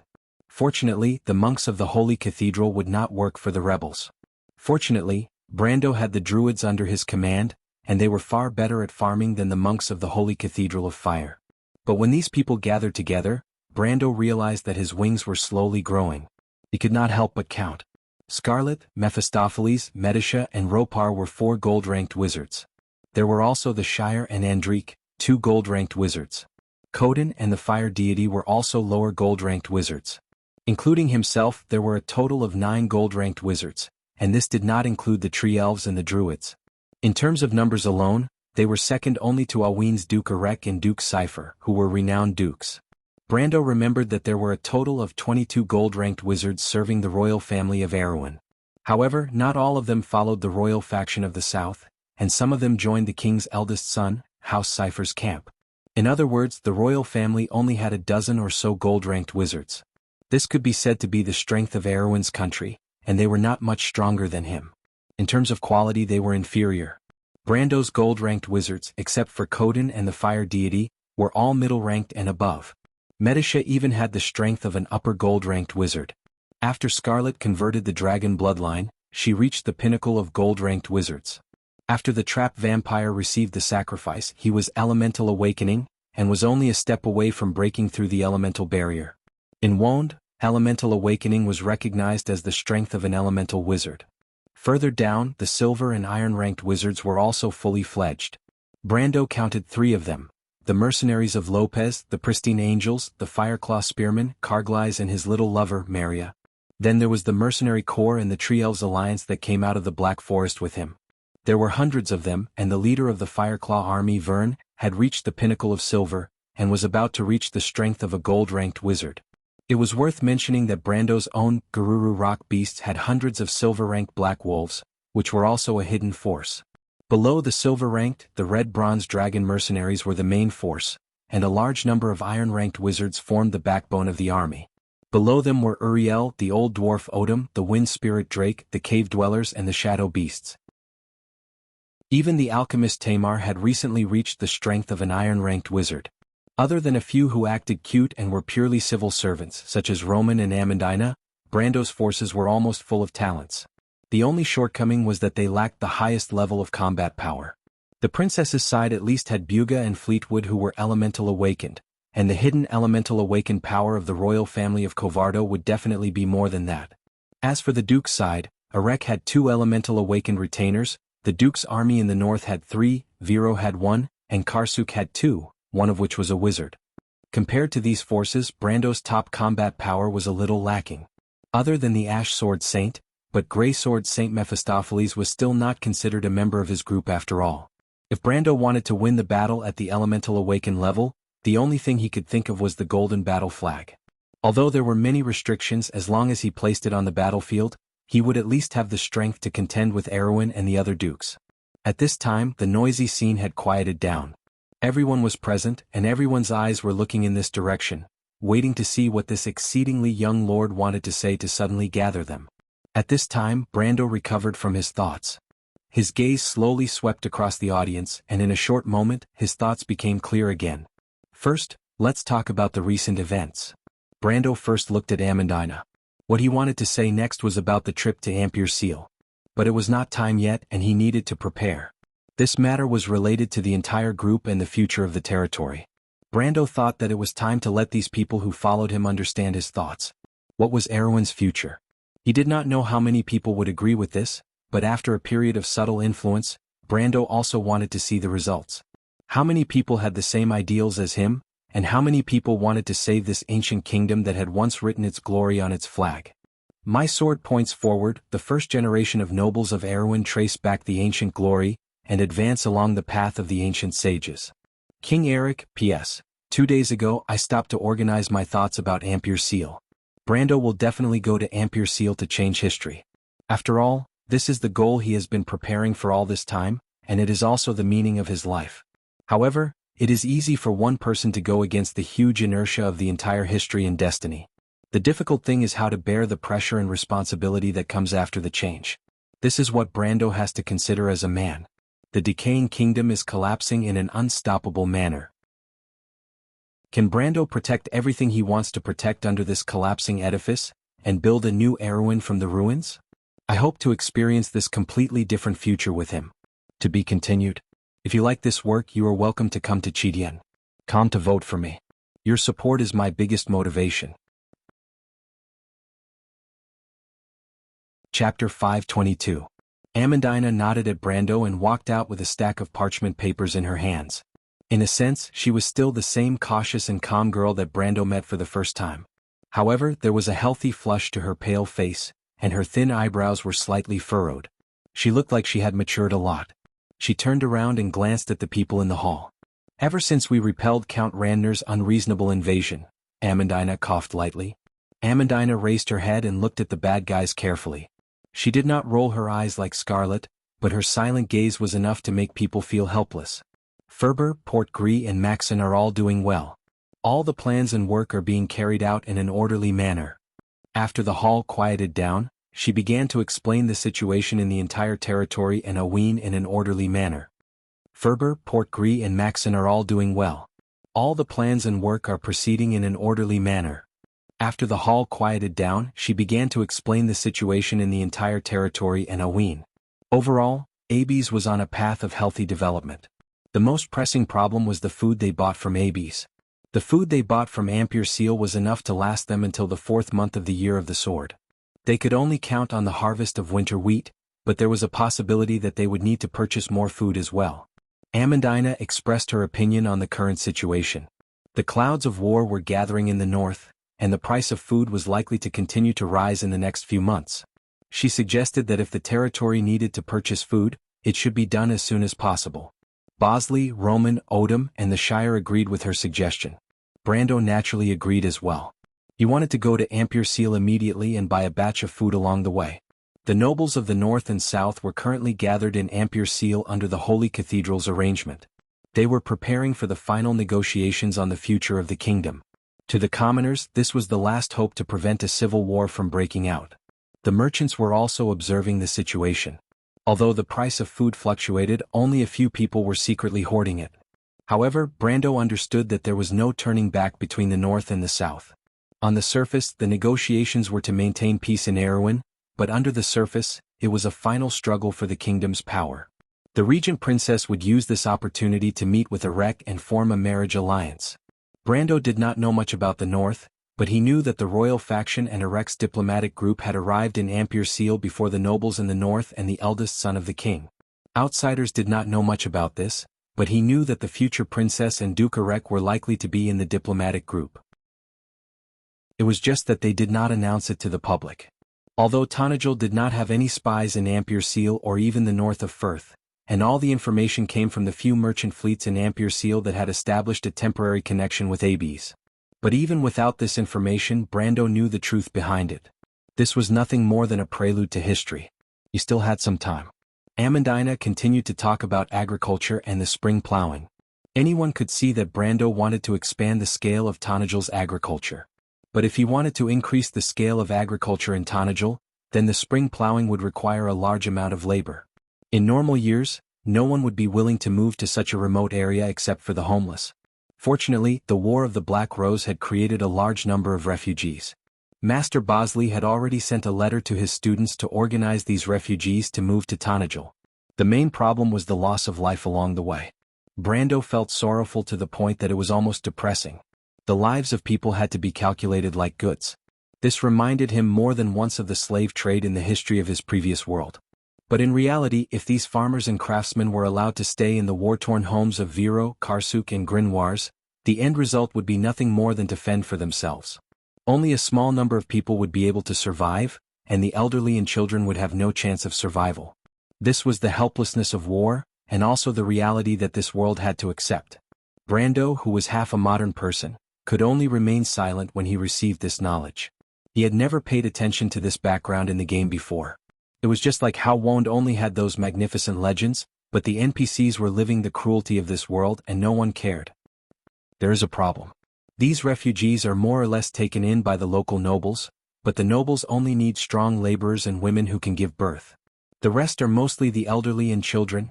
Amandina stopped here and turned to look at Brando with her black eyes that seemed to be able to speak.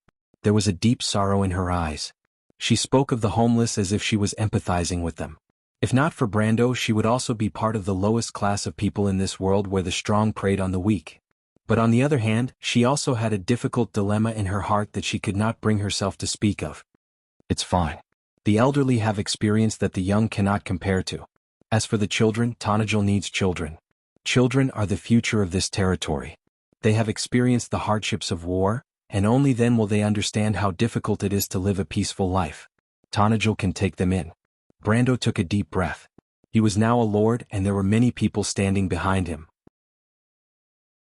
This meant that he needed to be mature in his judgment, but maturity did not mean that he had to wallow in the mire with the nobles of this world. Brando had always believed that even if there was a day when the civilized world was reduced to a wasteland, the noble and beautiful culture created by mankind over thousands of years of glorious history would not be eroded.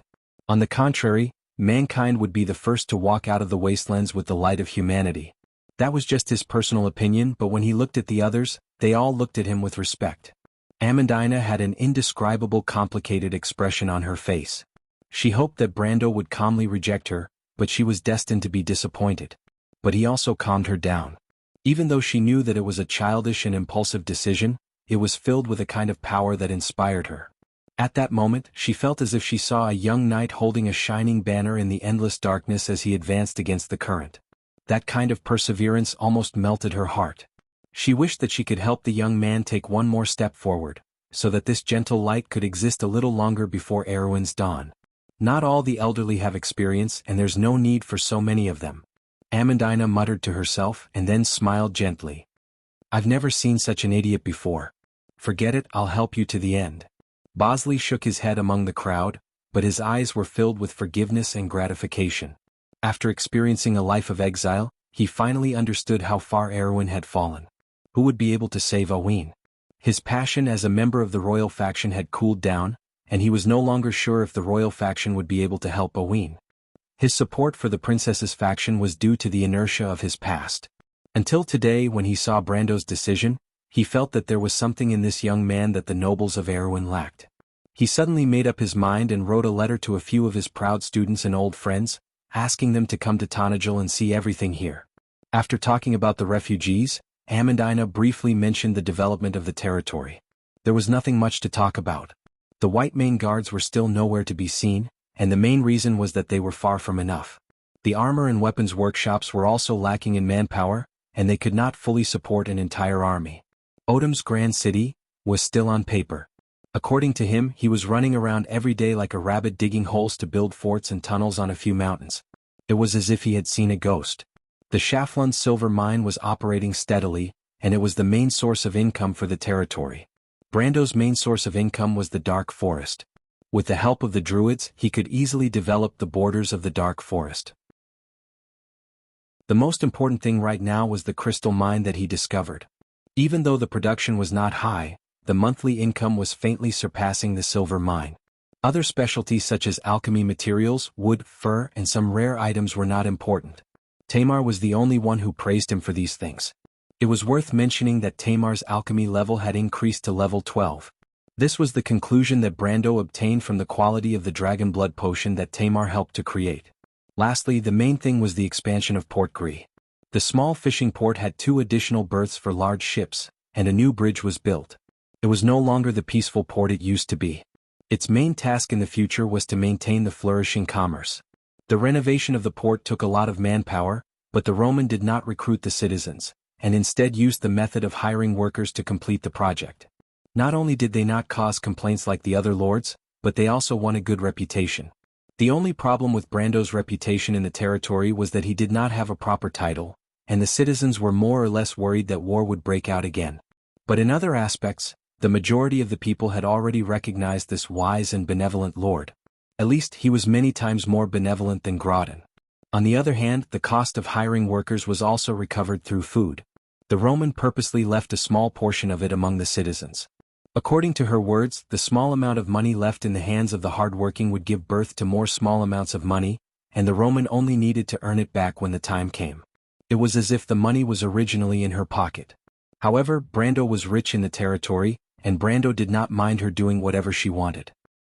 The current situation in the territory is more or less the same. Because of the emergency in the north, Count Randner is in danger of being involved in the war with Duke Vero. He might not be able to return to deal with us for the time being. Although Erwin's situation is not stable, Tonajil will be able to gain some breathing space. Amandina paused and looked at Brendel with her eyelids slightly raised. Tonajil could be said to be thriving and everything was on the right track. Everyone present could not help but feel some hope in their hearts when they heard this. Most of the people who followed Brando were at their wits' end, and they did not think that this miraculous young man would be able to lead them step by step to a path of survival. Then again, who would have thought that this young man would be able to bring an alliance with the druids, tree elves, and centaurs from the dark forest when Count Randner's army was pressing on the border? Everything that had happened in the past few months was like a miracle in the eyes of everyone present. But this miracle had indeed happened, and it was right in front of their eyes. Then they seemed to have created a reality.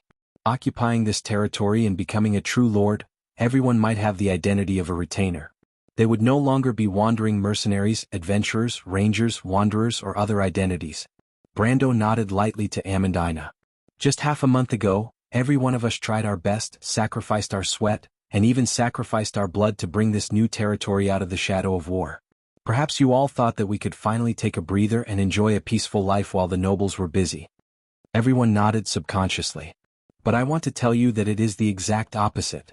Brando shook his head. I will be going to Amberlight soon. I cannot predict what will happen on this trip, but I can be sure that when I return here again, Tonajil will be involved in a real war. Compared to the wars you've seen before, the previous wars are like child's play. This war will involve the 2 largest factions in the kingdom and several dukes. Countless powerful lords with real power will fight for it. The most outstanding knight you have ever seen will only be cannon fodder on the battlefield. Every enemy you will face can crush you like an ant. And these powerful enemies are likely to join forces to annihilate us. Tanajil will be walking on an unimaginably difficult path, full of thorns, surrounded by strong enemies, and a path that the entire Erewhon will not tolerate. As soon as Brendel finished speaking, the meeting place that was surrounded by 10 ancient banyan trees fell into a dead silence, to the point where one could hear a pin drop. Everyone looked at Brando, who was standing high on the stage, but no one made a sound. "My lord." "What?" finally someone asked. Brando thought for a moment. "Because I am going to stop a person with a noble bloodline, the rightful heir of the kingdom, a true princess, from falling into a trap. For this, Tanajil will offend all her enemies, and the nobles who did not get what they wanted from the negotiation table will join forces. The war will spread to the entire Erewhon. We have no allies and can only rely on our own strength to save this crumbling kingdom." Everyone was stunned. Only Amandina, who knew the truth, simplified the sentence in her mind. "I'm going to kidnap the bride." She couldn't help but pout. She suddenly thought of something and lowered her head to look at the pendant in front of her chest. This pendant was left to her by her father. "But what do those nobles have to do with us? They have never given us any benefits. Why should we risk our lives for them?" A member of the Grey Wolves mercenaries couldn't help but ask. Out of everyone present, these people who were once deceived by Makarov were the most distrustful of nobles. "The reason is simple. In fact, the reason why we have a foothold here is because of the princess's recognition. In name, we have taken back this land from Madara. Whether you are willing or not, if we lose this moral foothold when the nobles in the north come back, we will be their next target. That is why we can only join one side and defeat the other. Even though the chances are slim, we have no other choice." Brando answered. There was another period of silence in the assembly hall. Suddenly a voice exclaimed, "Martha above, my lord. If we help Princess Griffin defeat her brother and help her ascend to the throne, then wouldn't we have the merit of helping her when she is in danger? At that time, with the merit of our lord, it would be natural for him to be conferred a duke." Brando turned around and saw Carglass speaking with a face full of vulgarities. "My lord, if you are a duke, then us retainers will at least have the status of a baron. Ha, let's see how my old man will lecture me then. My status will be higher than his."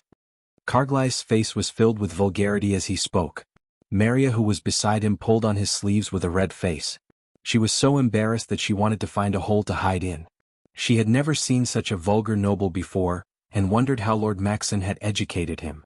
However, Brando was secretly laughing. He could see that this young man was acting as a shill for him, but at least from this point he could see that Carglass supported him. Carglass' words caused a commotion. Why not? In front of benefits, most people would see the benefits first and not the risks later. Since they had to take the risk anyway with such a generous reward, the risks were not worth mentioning. Indeed, if they were to help the princess obtain the throne, then Carglass' conjecture would definitely come true. Everyone knew that the princess had no one to rely on at the moment. It was easy to add flowers to a brocade, but help in a time of need was precious. What happened to the first batch of families that followed the late King Eric? Erek, Cypher, and Vero, which one of them was not a real duke? Thinking of this, everyone's heart was stirred. Brando looked at their expressions and knew that there should be no problem. He knew that those closest to him would definitely follow him, and the Red Bronze Dragon mercenary group's veterans from the November War wouldn't oppose him either. They were potential supporters of the king's party anyway. His main goal was to appease the remaining mercenaries. The mercenaries didn't have much faith, so he had to let them know that they were fighting for him. Otherwise, there would be trouble in the future. He nodded and replied, "Yes, that is why I want you to be prepared. The rewards will be generous, but only the final victor will get the reward. I think you all understand this without me saying it." "Of course, my lord. We understand. My lord, don't worry. With your wisdom, the princess is lucky to have your support." This was a guarantee, and it seemed that some of them were already full of confidence. "Of course, I know that most of them are just flattering me, but at least I managed to get them to be motivated." Sometimes, when the hearts of subordinates wavered, it was because they could not foresee the worst outcome. But once they knew that this was the worst outcome, then when the real war broke out, Tanajil would be able to participate in the war in the best possible condition. Brando could not help but touch his chin. To be honest, he did not have much confidence in the upcoming war. It was not that he was not confident, but the enemy was too strong. He did not tell the truth. If the plan did not go well, he might have to forcefully destroy the marriage between Princess Griffin and Erek. But no matter what, it might cause Erek to turn to the other side in anger. The best result would be to remain neutral, but if the worst happened, it would mean that Tanajil would have to face the pressure of the entire Erewhon. Erewhon was not strong, but that was after compared to Madara and Cruz. With the strength of 6 or 7 archdukes in Erewhon against a mere Tanajil, it would be like comparing the strength of an adult to a child. And when that time came, his only ally would be the pitiful help by the princess side. In fact, Brando did not have a complete solution for the time being, but he did not have enough time to prepare. He would not let history repeat itself, and the trip to Ampere Seal was imperative. At this time he saw the Shire walking up to him. He knew that the Shire wanted to tell him that the ship to Ampere Seal was ready. From Tanajil to Ampere Seal, it would only take a week. P.S. First of all, I would like to thank, It's Night Wind, 10 Nights Tea Wind, Awutuanzi, I Am Unknown Horizon, Hamtika, and everyone else on the forum for helping me organize the information. Then I would like to correct 2 bugs. One is Koden's mid-gold rank strength, and the other is the Fire Djinn. I have a look at the Fire Djinn. It is level 45 on the card. Level 45 is the peak of silver rank, close to gold rank, so it can be counted as a gold rank. Lastly, Medisha. Although Medisha's absolute strength is only below gold rank, her combat strength is at mid-gold rank. To be continued. If you like this work, you are welcome to come to Chidien. Come to vote for me. Your support is my biggest motivation. Chapter 523. How did it go, Griffin? Princess Magadal, who had been waiting in the carriage for a long time, asked as the princess, who was dressed in a light silver dress, stepped into the carriage with the help of her servants. Nothing much. That old fox Erek wants Haruz to go to Erek with him, Griffin replied faintly. The weather was still a little cold, so a maid at the side put a fur shawl on her shoulders. She pulled the shawl and continued, This is impossible. I will never give Haruz to him. I'm sure Master Fleetwood and Makarov will not agree to it either. Then what should we do? The delicate and beautiful nun princess had a worried look on her face. I heard that your brother's men have already found Erek. It's okay, Griffin was not nervous at all. Our Duke is just asking for too much. He knows that we will not compromise on this condition. It's just that he won't easily reveal his trump card. At the same time, he wants to know where our bottom line is. Griffin said as she looked up at the sky of Ampere Seal. Although it was close to the month of recovery in the Year of the Sword, the sky of this metropolis was still gloomy and leaden, as if snowflakes would fall at any time. Griffin sighed. We still have to talk, Teeny. In Cruz, explorers were in charge of the inland sea to the west of Erewhon and the inland sea to the south of Cruz. It was called the Shining Sea. Heading west from the fishing port of Griffin, one would enter this sparkling light blue ocean. Turning north, one would enter one of the main waterways of Ampere Seal. Today the weather was clear. A beautiful and light 3-masted ship was sailing through the waves. As it was still close to land, seagulls circled around the mast. The ship was filled with papyrus and crystal ornaments, disguised as a merchant ship from the kingdom of Rubik in the south. Rubik was a desert country at the southernmost part of the Shining Sea. It was full of exotic scenery. There was a land trade route from Rubik to the Nine Phoenix, but Brando had only been there a few times. After all, it was too far away. The ship that was sailing through the waves was called Far Away. It was a registered merchant ship in Ampere Seal. The reason Carglass was able to get such a ship was because Brando represented the AB's group and had a good relationship with the merchants of Ampere Seal. Fast.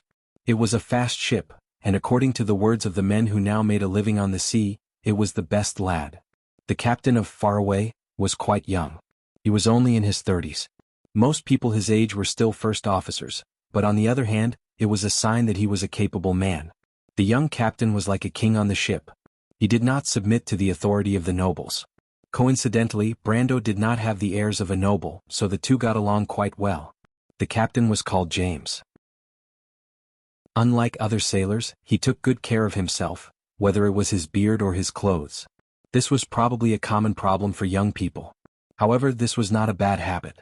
The captain liked to wear a red woolen coat and a boat-shaped hat. He hung his captain's sword on his waist and held a smoking pipe. People who made a living at sea had more or less hobbies. Brando had seen drunken captains who commanded their ships. Compared to them, the captain in front of him was a role model. In fact, he smelled a trace of a soldier's aura from the captain. He was strict and meticulous. After asking around, he found out that the captain was actually a descendant of a prestigious family. His ancestors all held positions in the kingdom's navy. Although his generation had already turned to business, that kind of temperament that he was familiar with since childhood could not be changed. The two stood at the side of the ship and watched the sea gradually become more and more blue, gradually showing a trace of deep purple. It had been a day since they entered the shining sea. Gradually they could not see the shadow of the continental shelf. After another 1 or 2 chains, they would be completely in the deep sea. When night came they could no longer see the seagulls on land. This was a common sight for James. Although he was only in his 30s, he had been on this route for 20 years. From a sailor to a first officer, he had only recently become the captain. In terms of experience, there were not many people on this ship who could compare with him. Brando did not appear to be surprised. He was knowledgeable and had seen even deeper oceans. When it came to strange stories of the sea, he could tell more than the most experienced sailor. Beside Brando stood Amandina, a noble lady who was almost pale as she looked at the endless sea. She was born in the southernmost mountains of Erewhon. She had only heard of the existence of the sea in her father's notes. When she first saw the sea in the fishing port of Gree, she was still able to maintain her composure. But according to the words of those who had been on the sea for many years, the sea you saw on land was completely different from the sea you saw on the sea. Once you were on the sea, you had completely handed your fate over to this sometimes gentle and sometimes cold goddess. Even when she was at her most gentle, the waves on the sea were like undulating mountains. The large and sturdy 3-masted ship that was anchored in the harbor was like a small boat in the middle of the vast ocean. Those who had little experience in sailing would often be frightened to the point that their legs turned to jelly when they boarded the ship for the first time. Amandina's performance today could be said to be brave. She was like a Roman who was full of energy and curious about everything on the ship.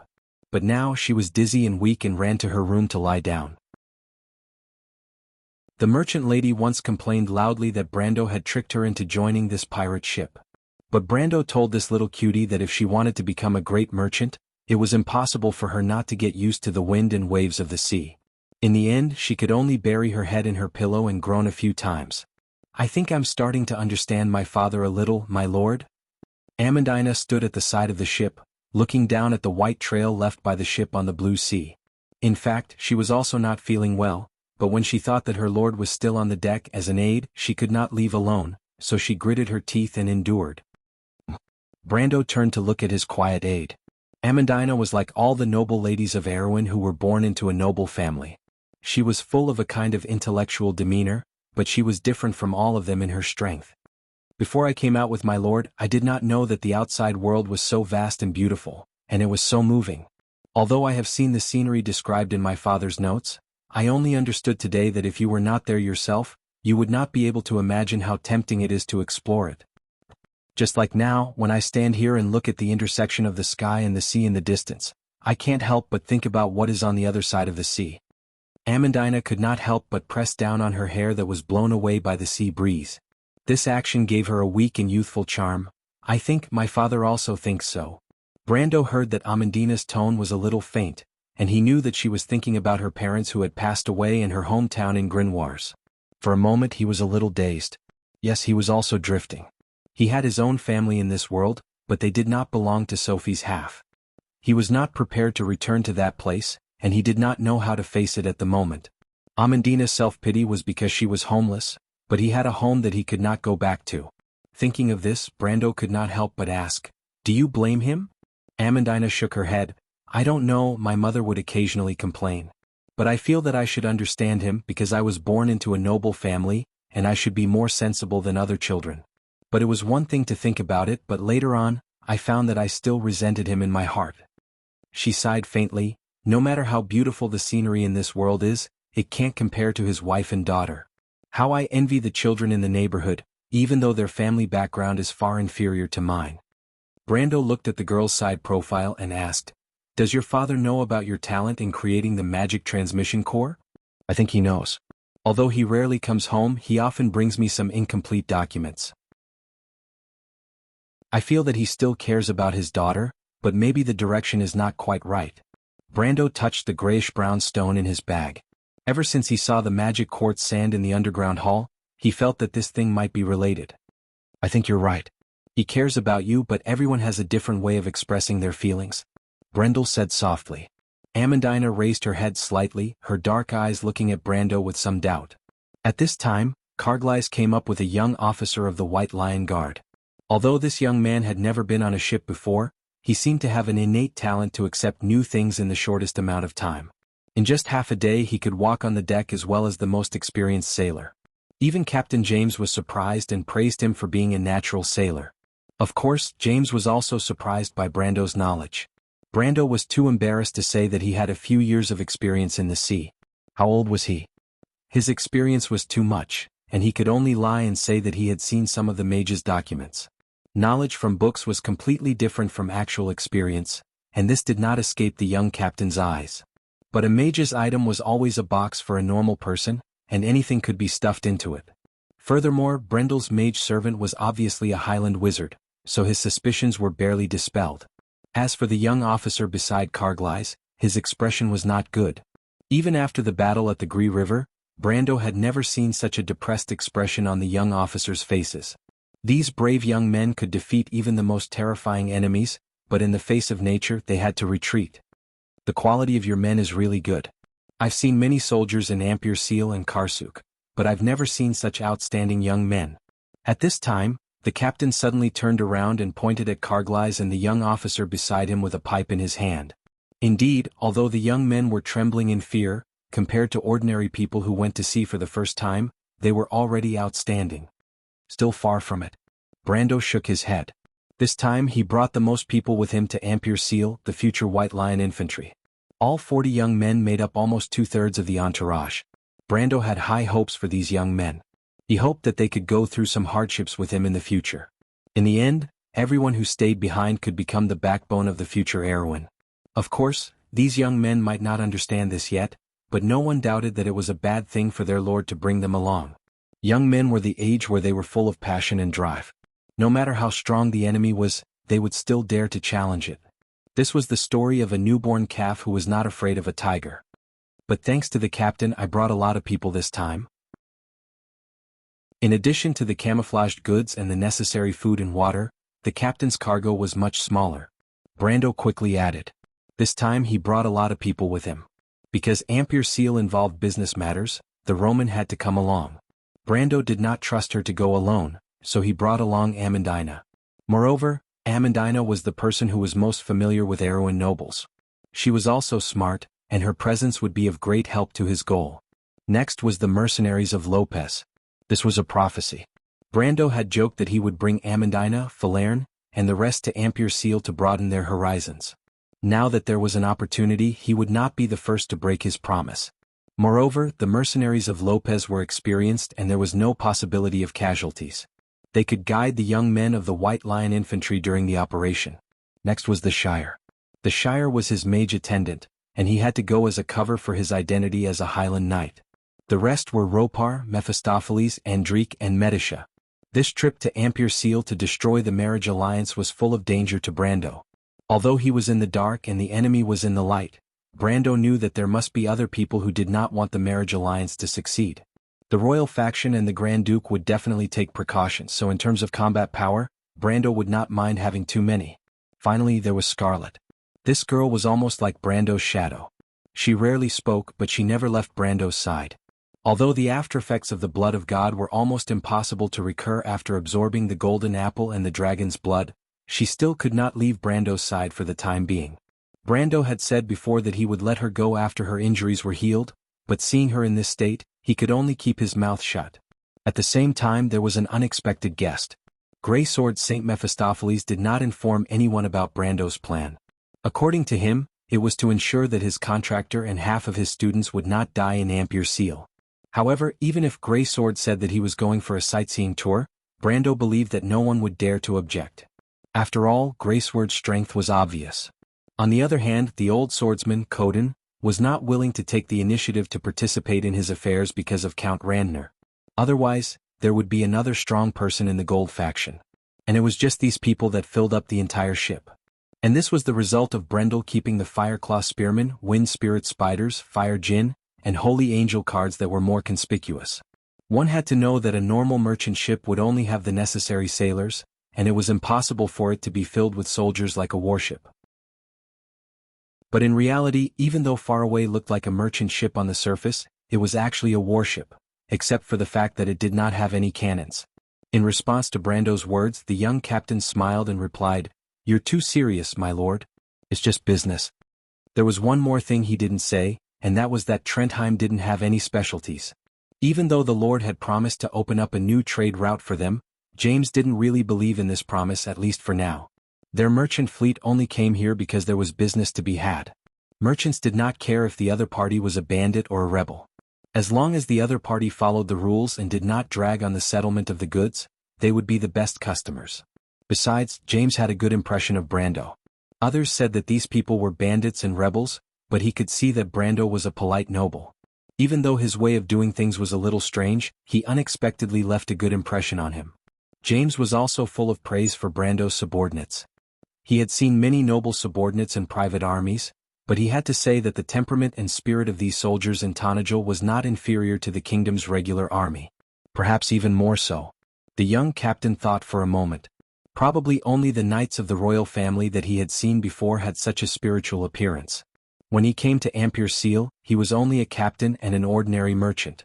But now that he had returned to Amberlight, the young captain began to feel a little curious about Brando and his subordinates.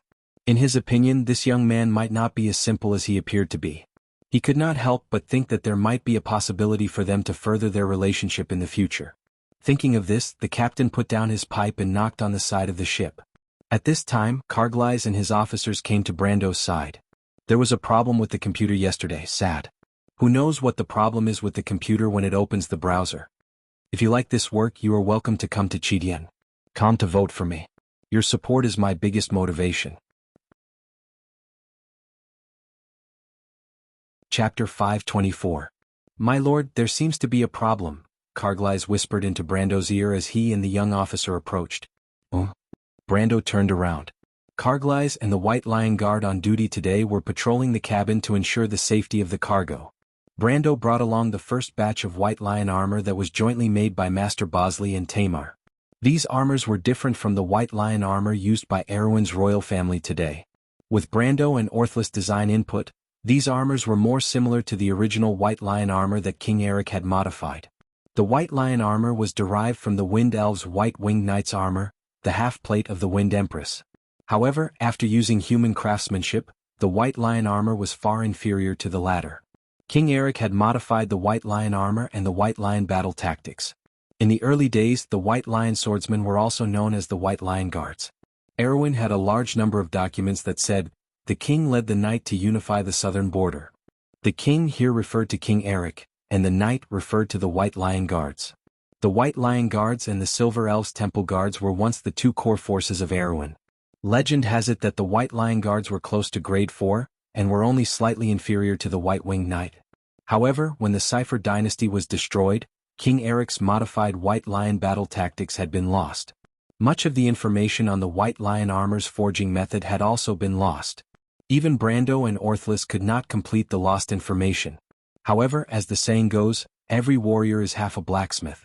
Although the two knew nothing about the original White Lion armor, they knew the half-plate of the Wind Empress like the back of their hand. The half-plate of the Wind Empress was a very popular armor in Erwin in the game because of its high defense and flexibility. Most importantly, there were quite a number of half-plate of the Wind Empress that entered the kingdom in history, so it was not rare. Brando was lucky enough to get his hands on such a set of armor. As for Orthless, she was a knight of the Wind Empress, one of the higher-ups of the Wind Elves. She knew some of the secrets of the Wind Elves like the back of her hand. Even if the two could not complete the design of the half-plate of the Wind Empress, they should be able to make a set of it. The White Lion armor was a new set of the half-plate of the Wind Empress. The half-plate of the Wind Empress was more similar to the half-plate. However, thanks to the special enchantments of the Wind Elves, the half-plate of the Wind Empress was not inferior to the original in terms of flexibility and flexibility. The wall of wind on the half-plate of the armor could block arrows from a distance of 100 meters. It could also reduce the effect of swords and sabers to a large extent. It would be difficult for a medium iron warrior to break through the half-plate of the Wind Empress without using their full strength. In the current Erwin, at least a warrior with some strength could wear the half-plate of the Wind Empress and fight against 10 enemies without any problems. Furthermore, the half-plate of the armor had enchantments for agility and moisture removal. Even if the wearer wore the half-plate of the Wind Empress for a long time, the wearer would not feel tired easily. Of course, all of this came with a price. It was a bad habit of the players to use all of their best materials when forging a piece of equipment. In the end, when the price was calculated, Brando was stunned. The half-plate of the Wind Empress cost tens of thousands of tor. Even with Brando's current wealth, it was impossible for him to equip the White Lion Legion with such a ridiculously expensive item.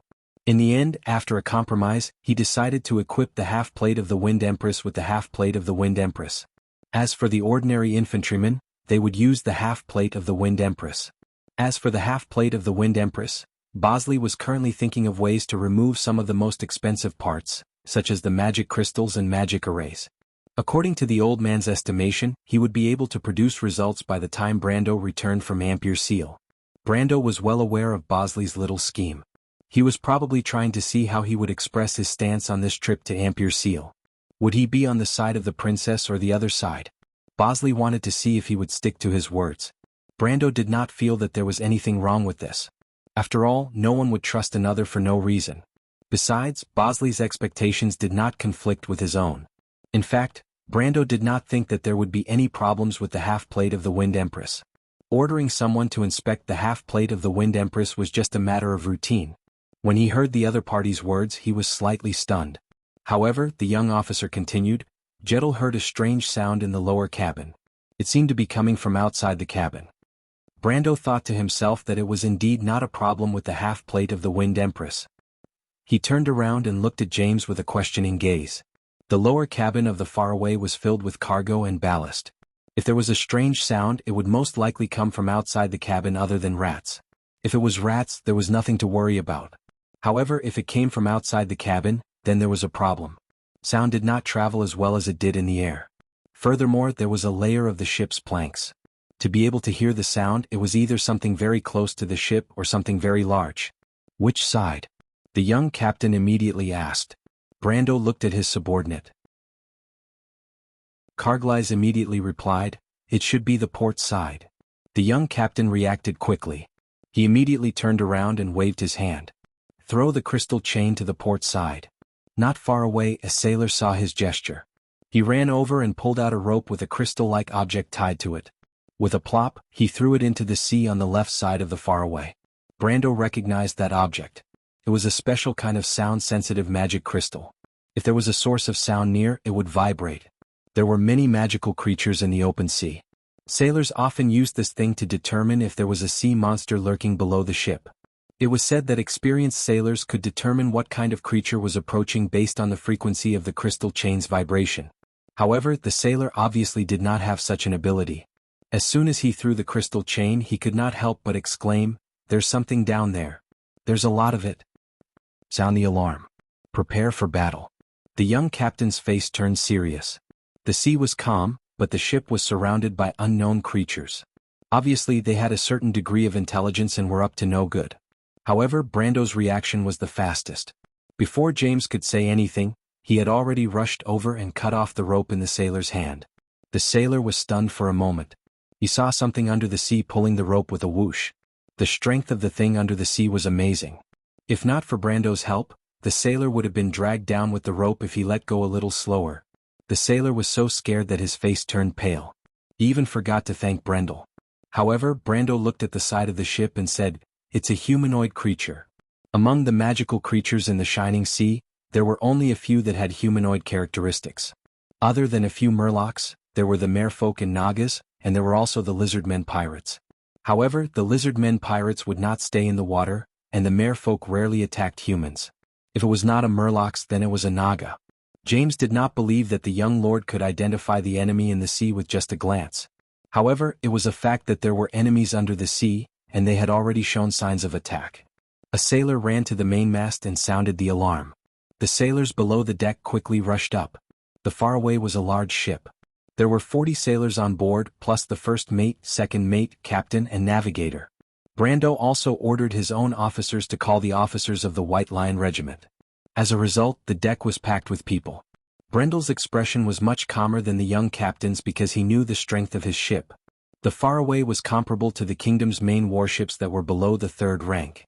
Any pirate group that dared to provoke such a ship would be asking for trouble. Brendel stared at the surface of the sea, but his mind was suddenly reminded of the famous British submarine hunting ships from another period of history. He did not know if the current Faraway, was a warship disguised as a coal transport ship. However, its nature was slightly different. At this time, black shadows appeared on the surface of the sea. Triangular fins broke the surface of the water and formed a white wave. Brando knew at a glance that it was a shark.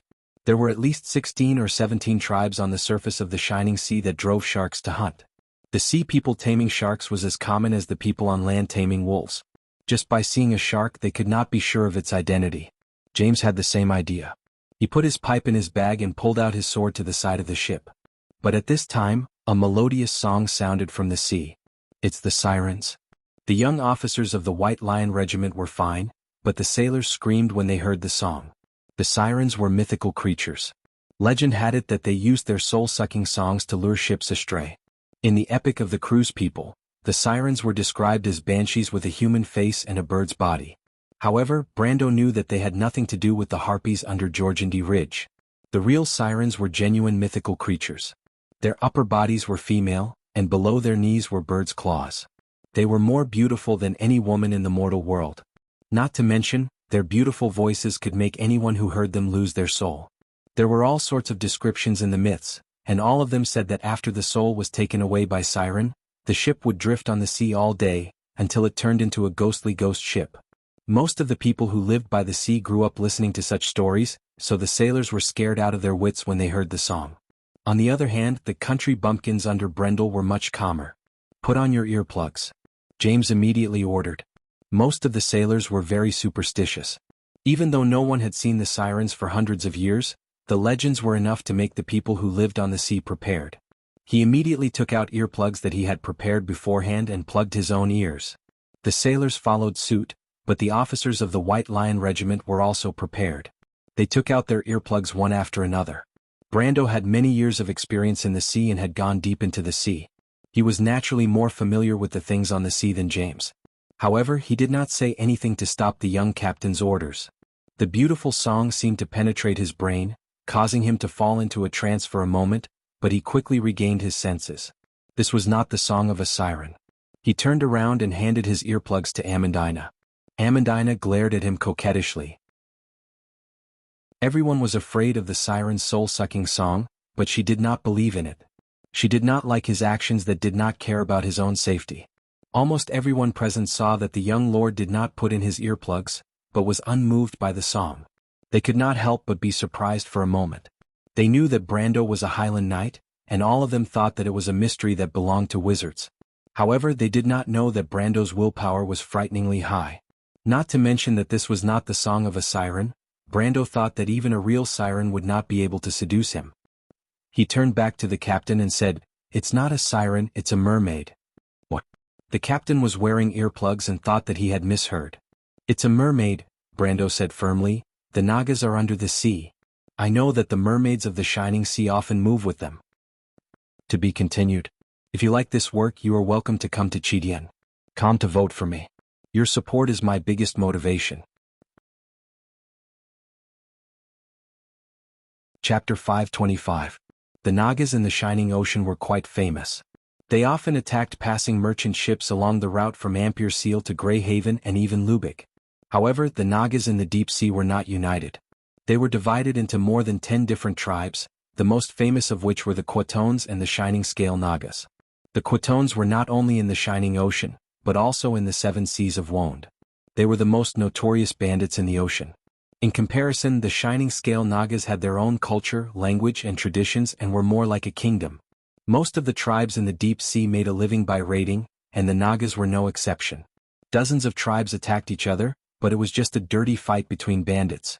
There had never been a day when they fought so fiercely that the merchant ships on the route did not suffer because of it. The sailors were not as fearful of pirates as they were of the mythical sirens. Brando's reminder woke everyone up. But it's strange. The mermaids rarely come out with the Nagas to raid merchant ships. Even so, Captain James still asked in confusion. He pulled out his pipe and extinguished it before stuffing it into the pouch of his coat. He then drew his sword with his right hand and ordered the sailors to set up the shields by the side of the ship. "Be careful of the javelins," he added. In the Amber Sword, the mermaids were loyal to the Nagas. They often participated in the wars between them, using their magical voices to win battles for their allies. To put it bluntly, they were like bards on the battlefield, but the battlefield here was shifted from land to the deep sea. Mermaids were typically kind creatures. They usually refused to join the Nagas in raiding merchant ships of humans or dwarves. 1. However, it was not surprising for one or two unusual creatures to appear in such a large tribe. At this time, the creatures in the sea surfaced. They looked similar to humans, but their skin was blue. Their shoulders, arms, and backs were covered with erect fins. They also had cheeks from their cheeks to their necks. They also had nasal cavities. They could breathe through their lungs and filter the air through their cheeks. However, for the Nagas, the air on land was too dry, and they were not used to living out of the water. The Nagas did not have hair. Instead, beautiful sky-blue bundles of nerves replaced their hair. At first glance, it looked strange, but once one got used to it, they would find it beautiful. Most of the Nagas that surfaced from the water were males. They had 2 pairs of arms and no obvious breastfeeding organs. Their faces were sharp and defined, and they were covered with battle tattoos using a special non-soaking dye. Their muscles were firm and they looked like strong human males. However, Brando knew that it was because their lower bodies were hidden underwater.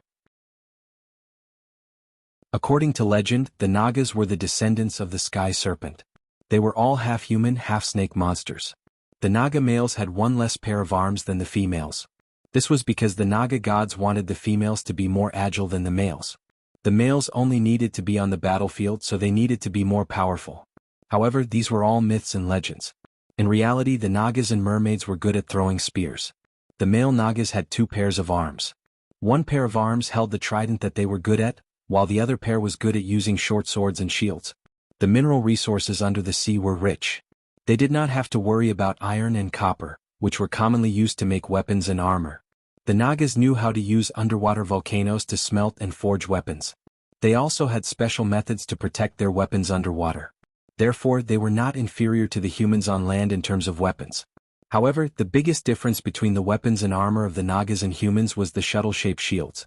This was a specialty of the Nagas. It was used to reduce resistance underwater. Seeing that the mermaid's seductive voice did not work, the Nagas floated up to the surface and used their most common tactic. They threw spears at the deck of the Faraway like rain. Unfortunately, Captain James was experienced and had already ordered his men to erect shields. The shields used on ships were actually double-layered tower shields that were commonly seen on Wone's battlefields. They were usually hung upside down on the sides of the ship, and when needed, they could be pulled up with ropes. The steel spears hit the thick shields like raindrops, but to no avail.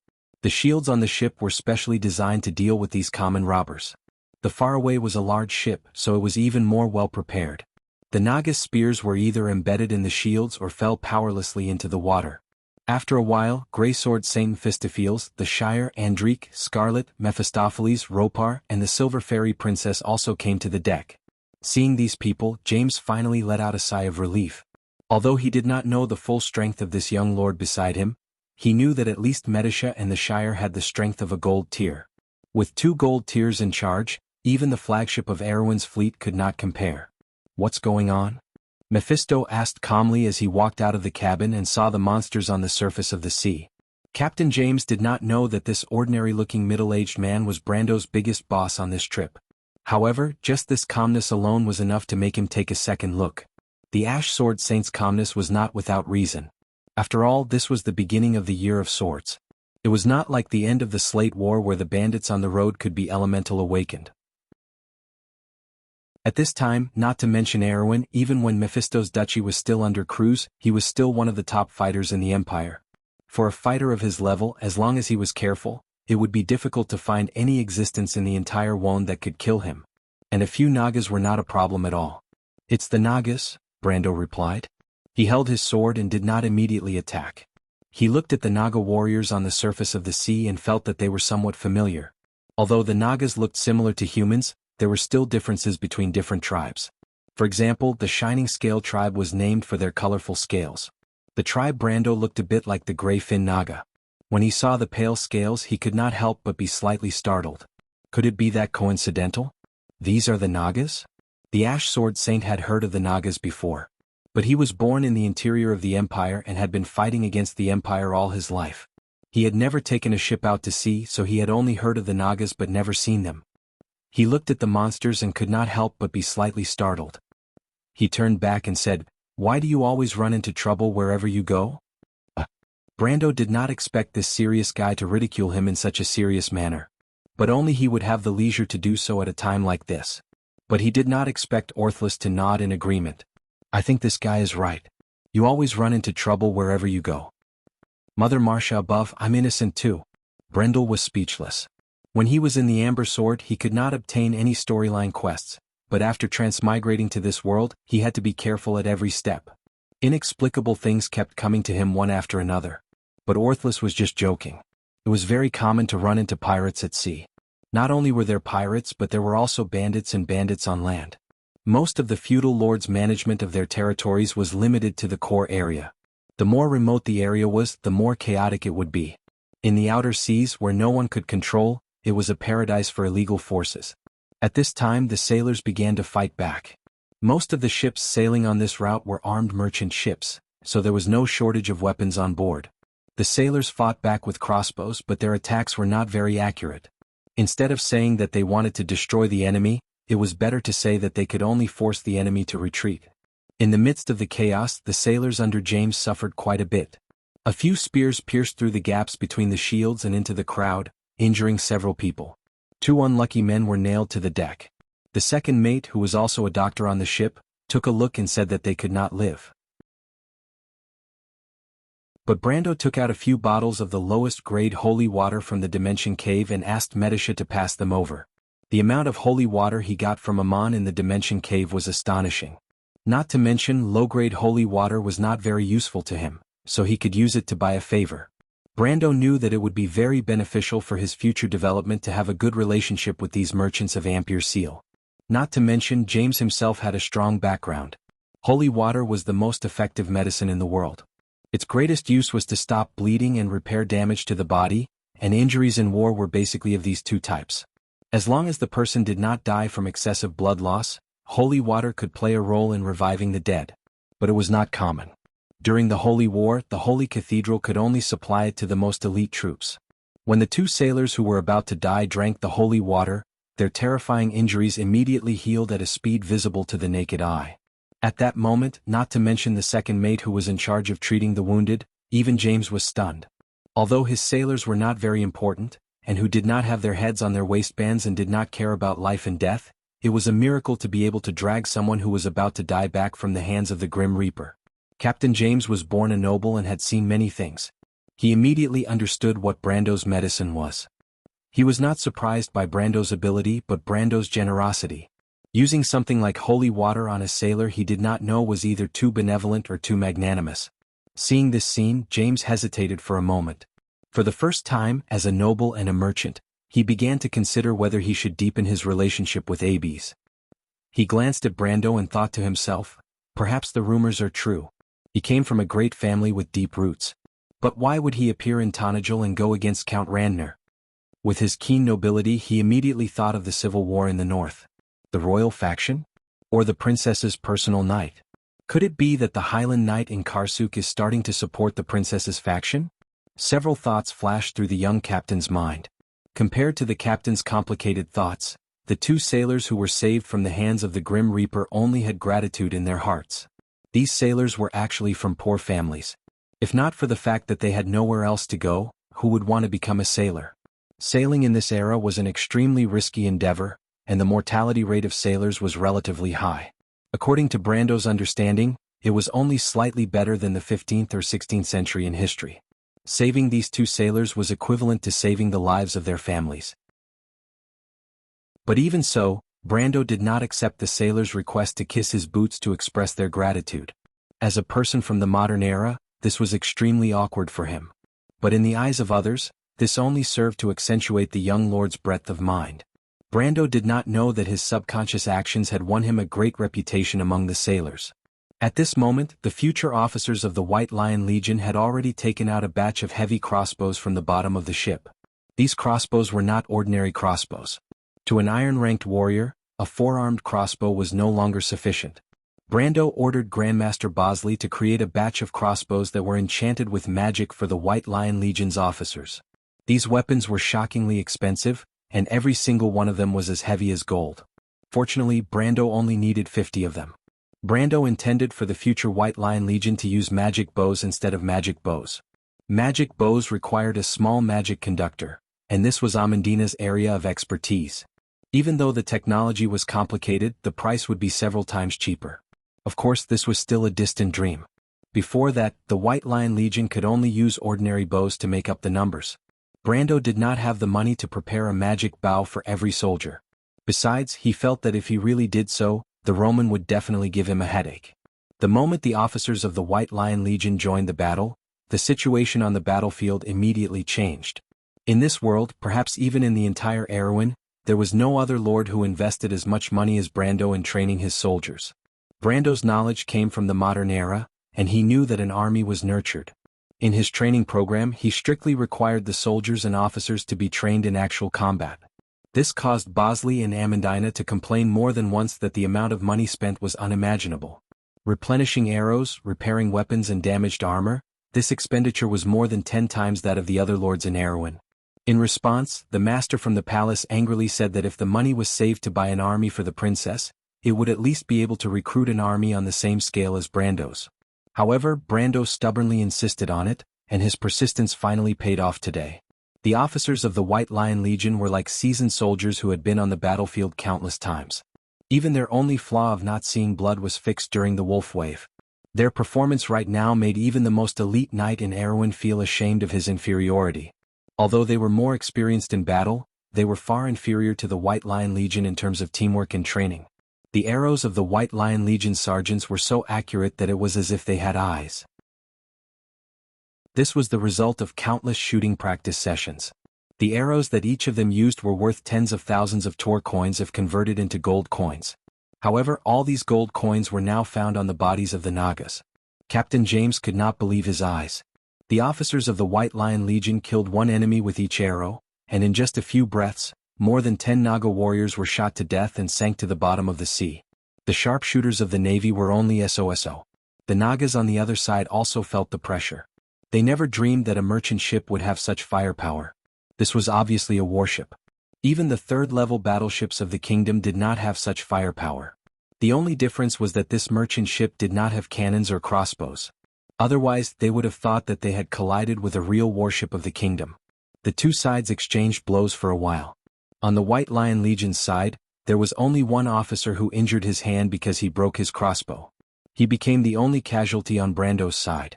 On the Naga's side, there were already more than 10 corpses. The initial shock of the Naga warriors on the sea had turned into fear. They let out a shrill cry and retreated one after another. They retreated just like that? The captain and Brendel were stunned. In their impression, the Nagas were extremely brave and good at fighting. Even if they suffered a setback for a short period of time, they would continue to fight without fear of death. They had never seen a Naga turn around and run the moment their attack was blocked. Were these really the Nagas? Could they be the fishmen in disguise? Brando and James looked at each other for a moment. Generally speaking, in Vaunt, only two races, the humans and the dwarves, were keen on commercial trade, and the most common merchant ships at sea were also the merchant ships of these two races. To be continued. If you like this work, you are welcome to come to Chidien. Come to vote for me. Your support is my biggest motivation. Chapter 526. The sun cast a golden glow on the surface of the sea, and the battlefield returned to its usual calm state. After the last Naga dived into the deep sea, the surface of the sea was only shimmering. It was as if everything that happened before was just an illusion. If it was not for the faraway damaged side, everyone would have thought that it was just a nightmare. However, the retreat of the Nagas was not a sign of retreat. Look! A sailor suddenly screamed. Brando looked up and suddenly saw that under the deep blue sea, a huge shadow had appeared out of nowhere. The shadow lurking under the water was much bigger than the faraway. Compared to it, the small three-masted ship was like a leaf. The shadow passed under the faraway at an extremely fast speed. Everyone felt a terrifying tremor coming from the hull of the ship. The rivets on the mast and the ship's planks were struggling, as if they were about to jump out of the wood, making a sound that made one's teeth ache. Brando's gaze quickly moved from one side of the ship to the other. He pursed his lips and did not say a word. The shadow under the sea was a message that made one uneasy. In the seven seas, a creature of this size could only be a terrifying sea monster that existed in legends. The huge shadow swam into the distance and then it began to rise faster. The huge shadow arched the surface of the sea, and the water rushed along its huge back to both sides. Then a sharp horn pierced the surface of the water, forming a white trail. "Oh my God! What is that?" The sailors panicked. Any ordinary person who saw a small mountain rising from the sea would be scared to death. Moreover, everyone present knew that it was just the tip of the iceberg. Captain James gripped his sword and thought of a terrifying possibility. His face turned pale. "That's a demon whale. An adult demon whale." Brando answered first. "Are you sure you're not mistaken, Mr. Brendel?" James gasped. "I want to be wrong," Brando could not help but answer. "Oh, Martha." The captain couldn't help but mutter. It was not because he was too timid, but because the demon whale was the most terrifying legend passed down by the people of the sea. Legend had it that it was one of the most terrifying monsters above the seven seas. Even in the great library of White Harbor, a city of 1,000 cities, its figure could only be found in the oldest documents. From generation to generation, the older sailors passed down the terrifying rumors of this monster. It was said that only the most unfortunate or lucky people could see its true appearance. However, those who could survive after encountering the demon whale could only be said to be favored by the goddess of luck. In the myths of the Won Cruz people, the demon whale was the descendant of the great sea dragon Dagon. They were born to be the kings of the sea. Fishermen said that they could control the storm, but at the same time, they were also the symbol of a bountiful harvest. In the area of the 10 cities, the harbor often used the demon whale as a common decoration. People hoped to use it to calm the storm and bring fish and a bountiful harvest. However, encountering such a monster on the sea was the greatest misfortune. Even the most powerful human warships were just toys in front of it. An adult demon whale's pure physical strength was even stronger than a real dragon. Ordinary spells and weapons could not hurt it at all. On the contrary, the magical power in its bloodline could overshadow the most powerful wizard. At least Brando knew of a few stories where the demon whale completely destroyed a harbor with the power of a storm. However, seeing the appearance of this monster, Brando felt more confident. This demon whale is obviously on the same side as the Nagas. Our firepower is too strong. It seems that they don't dare to attack us. He turned back and said, "Mr. Sword Saint, we are counting on you now." A Sword Saint? The captain and a few sailors beside Brando clearly heard the conversation between the two. For a moment they thought that they had misheard. At this time of the year, there were actually 5 people who could be called sword masters in the entire kingdom of Erewhon. They were Buga the Cross, Devard the Eagle and Sylvia the Silver Knight. These 3 people were born in the Erech province. The people of Erech were tough. Throughout history there were many famous sword masters and even sword saints. For example, the sword Saint Gory Keys of the Yabli people 30 years ago was one of them. Among these 3 sword masters from Erech, Buga the Cross served Duke Anthony. Devard and Sylvia had been following this noble family since the previous Duke of Erech. Other than these 3, the Cipher royal family and the Covardo royal family each had a sword master.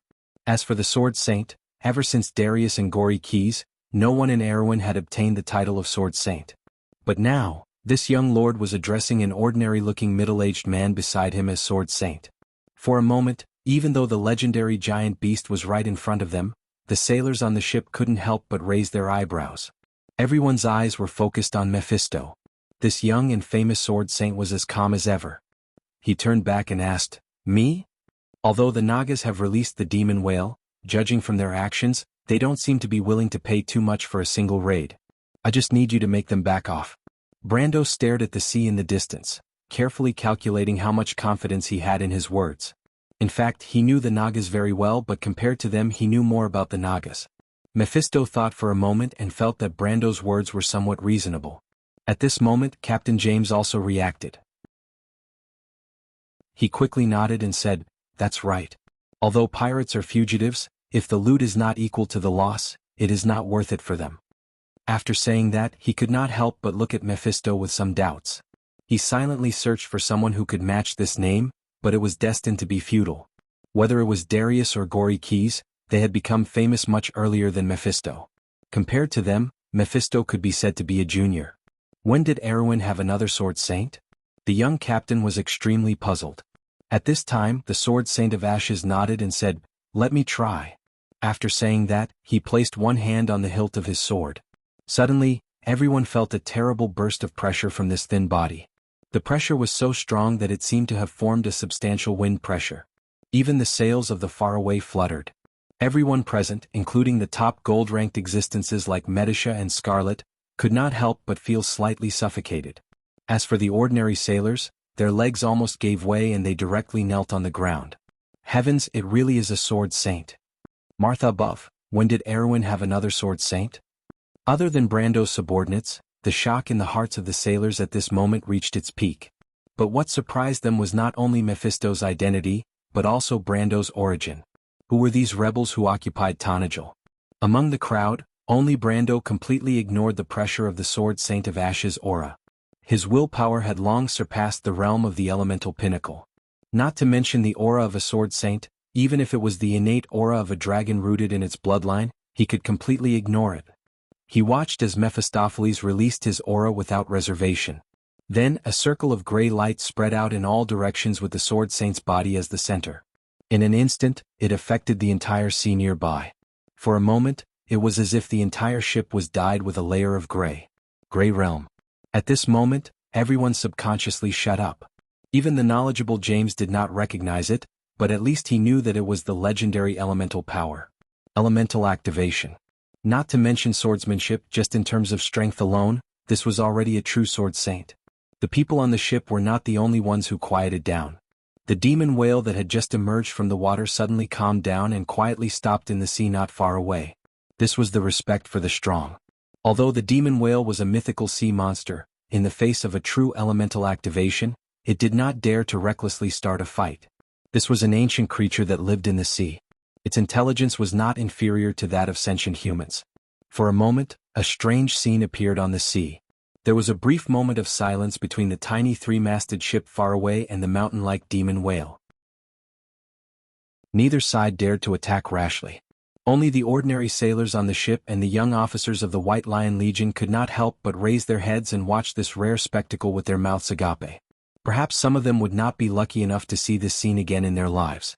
This would be the most legendary and glorious moment of their lives. This was especially true for the sailors who lived on the sea all year round. After a short while, Brando finally saw a few figures emerge from the sea. In an instant, a few men and women appeared on the surface of the sea. Of course, these people were all Nagas. They raised their heads and looked at the people on the ship. Their eyes were also filled with confusion. They were clearly robbing an ordinary human merchant ship, but who knew that this merchant ship was not only armed like a warship, but also had an elemental activation powerhouse.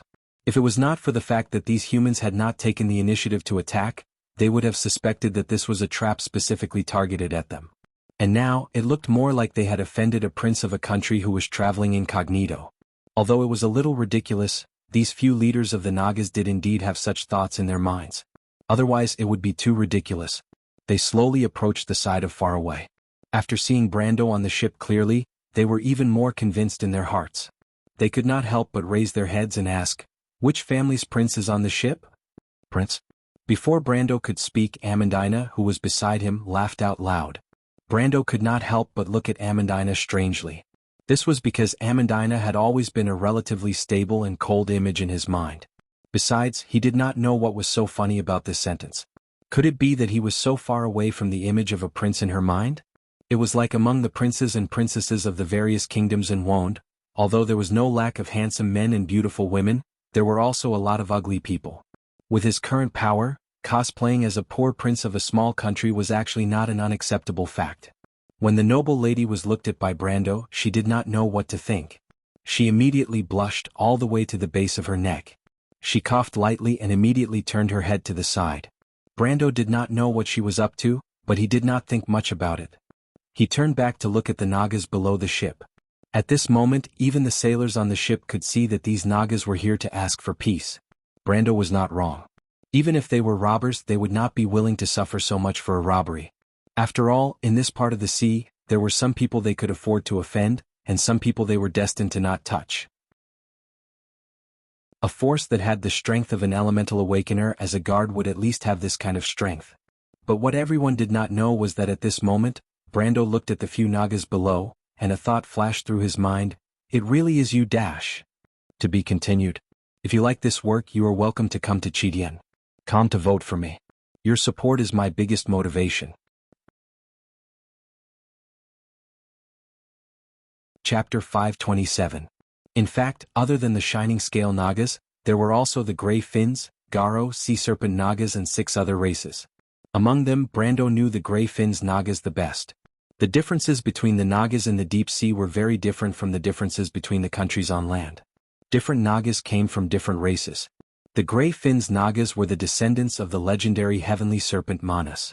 In Cruz's mythology, the dragon of calamity, Tsanglan, and a mortal gave birth to a monster with 12 wings.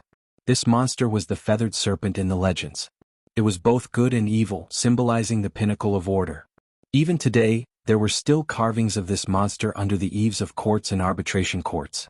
The feathered serpent had 12 descendants, and the heavenly serpent Manas was one of them. According to legends, the heavenly serpent Manas' body was gray and white, and it guarded the entire North Sea. The North Sea was now the outer sea of Fanzan. Hence, the heavenly serpent Manas had always been regarded as the guardian of the 10 cities. As the descendants of Manas, the gray Finns Nagas inherited its gray scales and fins. Of course, there was no way to verify whether the legends in the dusty ancient books were true or not. However, Brando knew about these monsters because of his experience in the Amber Sword. He stood at the side of the ship and looked at the Nagas below without saying a word. He knew that these people were not the real leaders of the Nagas. He was waiting for the real leader to come out. The others, including Captain James, received Brando's signal and stood at the side without saying a word. The sailors were also curious about what this young lord wanted to do. From the strength that Grey Sword Saint Mephistopheles had shown, he had the ability to do so. Everyone's eyes were now fixed on Brando. The Nagas in the sea saw that the humans on the ship did not say anything and became restless. But after a while, the sea parted and a male and female Naga swam out. The male Naga was tall and strong, and his eyes were different from the other Naga's silver-purple eyes. Instead, they were a translucent amber color. He wore a dark blue fish scale armor, and his weapon was a strangely shaped long sword. It looked like a recurved sword, but the average recurved sword was obviously not as big as this one. The tattoos on the male Naga's face were much more detailed than the other Nagas, and it was filled with a strange, wild beauty. When Brando saw this Naga, he recognized him. This Naga was a wandering boss in the sea. The players used to call him Yellow Eye, but Brando knew its real name. The Naga. It was a Naga. Name it was Naga was a Naga. It was said that when it was much bigger than the average Naga. That was the reason why it was given its name. This story was definitely a joke among the humans, but in the culture of the Nagas, it was something worth boasting about. Being bigger meant being stronger. Sani was born to be a warrior. When he grew up, he became the commander of the Grey Fin Nagas. In the eyes of the players, it was only natural that he would become a boss. Humans, where did you come from? Sani raised his head and glanced at the 3-masted ship. A hint of doubt flashed in his amber eyes, but he was much more mature and did not jump to a conclusion. Captain James was about to answer, but Brando beat him to it and said, Sani, the 7 seas is the land of freedom to carry out the will of Martha. You Nagas have received the grace of the goddess, but you do not repent. Instead, you continue to plunder ships and kill people. Are you not afraid of punishment? His words shocked everyone. Although they had the Sword Saint as their backer, there was no need to offend the Naga. The demon whale was also a legendary sea monster. Brando's words were purely to tease the Naga. Even Mephisto looked at him in confusion. Little guy, what are you up to now? Orthlis, who was in Brando's ring, knew Brando better.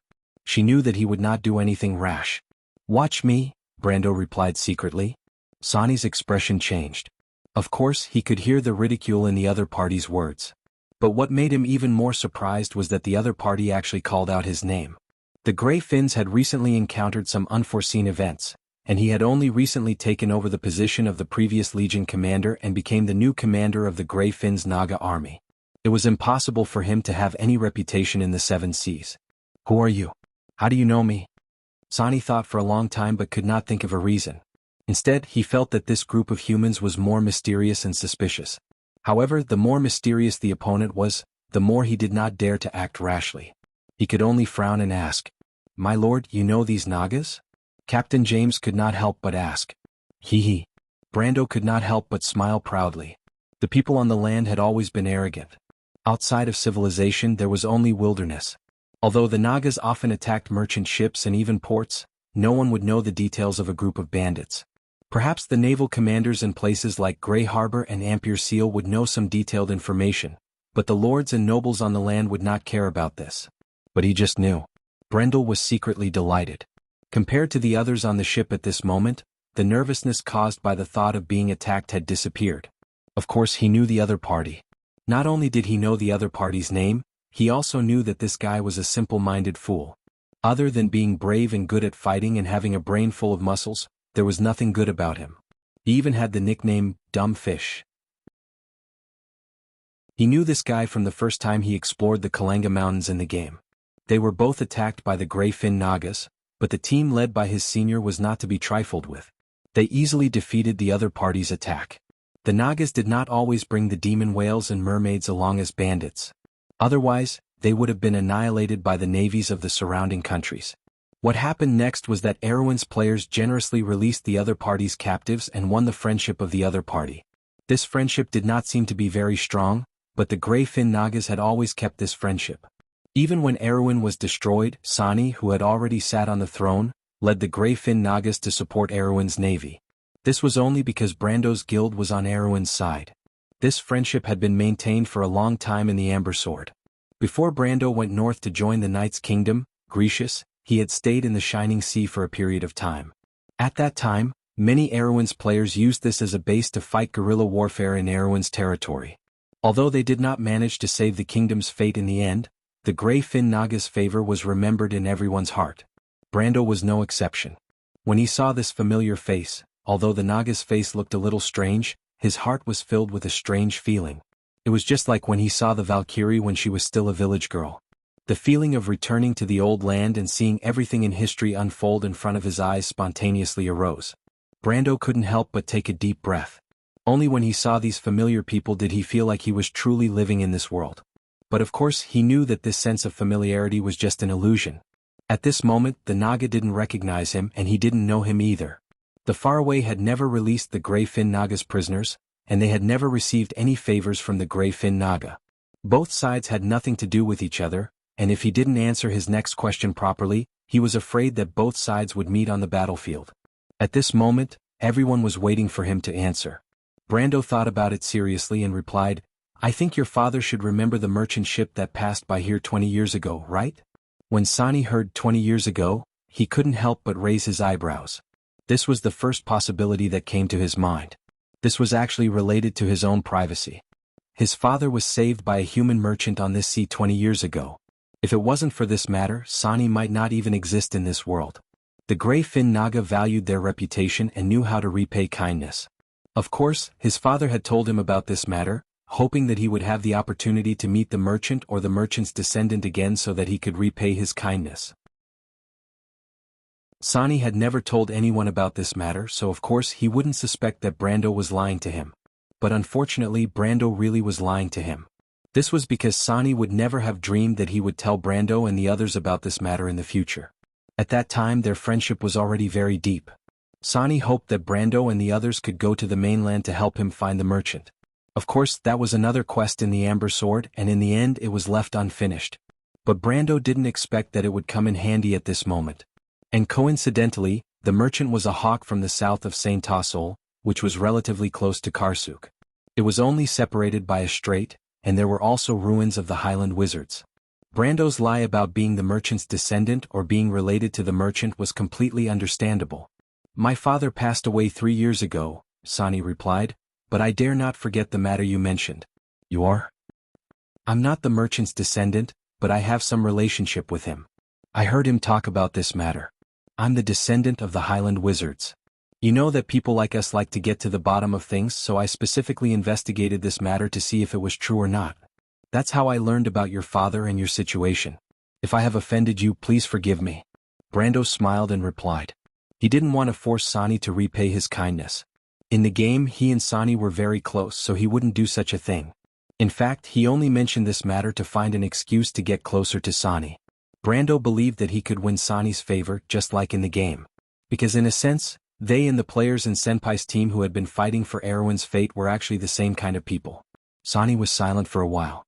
Finally he nodded and replied, "I see. Then the attack just now was our fault. Fortunately it didn't cause any serious consequences. Since you are the friend of an old friend, I promise that your ships will be able to pass through the sea area without being attacked." The gray fin Nagas will never go back on their words. Sonny's words were very awkward, and Brando couldn't help but laugh secretly. This guy was still as stupid as before. He knew that Sonny wouldn't do anything to harm the gray fin Nagas because of personal friendship. If he was really the descendant of an old friend, Sonny would definitely report to the queen. Thinking about it, the gray fin Nagas should still be ruled by the Frost Dew Queen.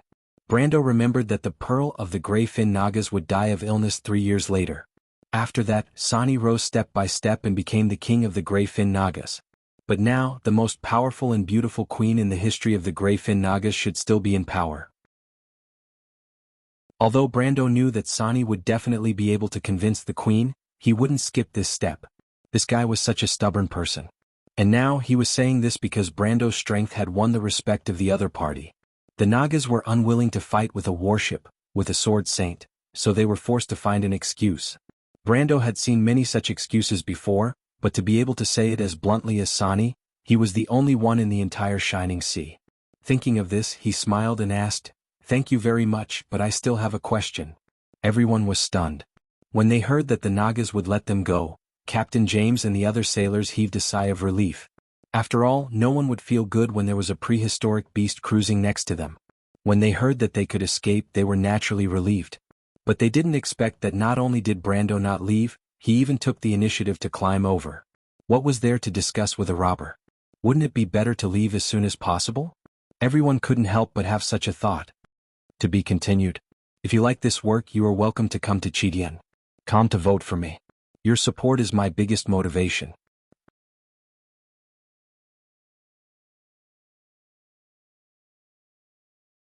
Chapter 528. I've rarely heard of mermaids and Nagas appearing together. What's the reason for that? Brando asked as he stood by the side of the ship. It's none of your business, human. Before Sonny could answer, the girl beside him scolded him coldly. Brando then noticed that the girl only had a pair of jade-like arms.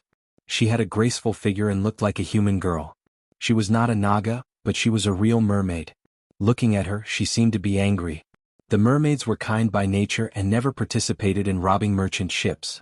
If the gray fins were not facing a life-and-death crisis, they would not have broken their promise and appeared here. What made Jenny angry was that this young man actually asked, "I've rarely heard of mermaids and Nagas appearing together. What's the reason for that?" She could not help but grit her teeth. She was afraid that if this rumor spread, the world would think that the mermaids were robbers too. "Looks like you're in some trouble too," Brando replied sharply. "What are you trying to say?" Sonny frowned. "I just want to ask if there's anything we can do to help?" Brando asked tentatively. Sonny hesitated for a moment. He seemed to be moved, but his expression changed. Brando guessed that the gray fins Nagas were in real trouble. Otherwise they would not be so hesitant. He searched his memory for the big events that happened in the Shining Sea during this period. He vaguely remembered the legendary War of the Western Sea. However, the War of the Western Sea started earlier than the War of the Black Rose. It lasted from the beginning of the game to the end of the first act. There were only a few introductions on the forum. This was a war that happened at the border of Erewhon. There were almost no players outside the civilization that participated in it. Brando thought for a moment and said, "How about this? We're actually merchants too. We have a lot of goods on board. If you need anything, we can talk about business here. There's no need to stick to formalities when doing business." Even Captain James could see that he was trying to befriend the gray fin Nagas. However, the young captain had his doubts. The gray fin Nagas were not the strongest pirates in the glittering sea, and it was unknown whether they were trustworthy or not. Moreover, the gray fin Nagas were not the strongest in the glittering sea. "You make it sound nice." The mermaid spoke again. Her voice was very pleasant, as if she was singing. However, it was very tricky. "Didn't you say that we are bandits? What if we ask for the money on your ship? Will you agree or not?" After saying that, she stared at Brando. If this fake businessman said no, she would definitely mock him for going back on his words. If she agreed, judging from the sparkle in her eyes, she would probably climb up the pole. However, the mermaid knew that human merchants had always been stingy and greedy, and would most likely find an excuse. Unexpectedly, Brando didn't even think about it and directly replied, "It's not impossible." The mermaid's eyes widened in surprise. "Hey human, don't you want to do business? Who does business like you?" She was sure that Brando was making fun of them and couldn't help but question him. "I've heard that the war between the Nagas has reached its climax. and there are proxy wars between the countries on the continent. I'll invest in your war, and if you win, I might be able to get a share of the profits. Even if I lose, I'll only lose a ship of goods. However, I can still buy a favor. Why wouldn't I do such a profitable business? Brando asked. When he said that, the mermaid immediately became alert. She couldn't help but raise her eyebrows and ask, "How do you know that we're at war?" "He tricked you." Sonny sighed. Although he was rigid, he wasn't stupid. The so-called dumb fish was just a nickname that Brendel and the others gave him, saying that he did not know how to be flexible. He reached out and pulled the mermaid behind him, afraid that this stubborn witch would reveal all their secrets. He had never heard of doing business like this before. Wouldn't it be a huge loss for them? The mermaid finally reacted and couldn't help but gnash her teeth as she glared at Brando. She had never seen such a despicable person before. No wonder the elders in her tribe said that humans were treacherous and cunning. The people behind Brando wanted to laugh but didn't dare to, especially Carglass. The young man felt that his lord was extremely cunning. He had heard that his lord's fiancée was good at managing money and was a first-class merchant, but now it seemed that it was just a matter of family tradition. Only Amandina couldn't help but remind him, "My lord?" Brando nodded at her, indicating that she didn't need to worry. He knew that she was afraid that he would lose out. It wasn't a big deal to lose a ship's worth of goods, but if Brando really invested in a war, Tanajal's finances would definitely not be able to support it. Of course, he was just saying it because he knew the direction of history. The Grey-Fin Nagas might not be able to unify the Shining Sea, but at least they would still exist a few decades later. This meant that even if they didn't win this war, at least they didn't lose too badly. Moreover, even if Brando wanted to invest, Sani and the legendary Naga Queen might not accept it. Everyone knew that there was no such thing as charity in this world.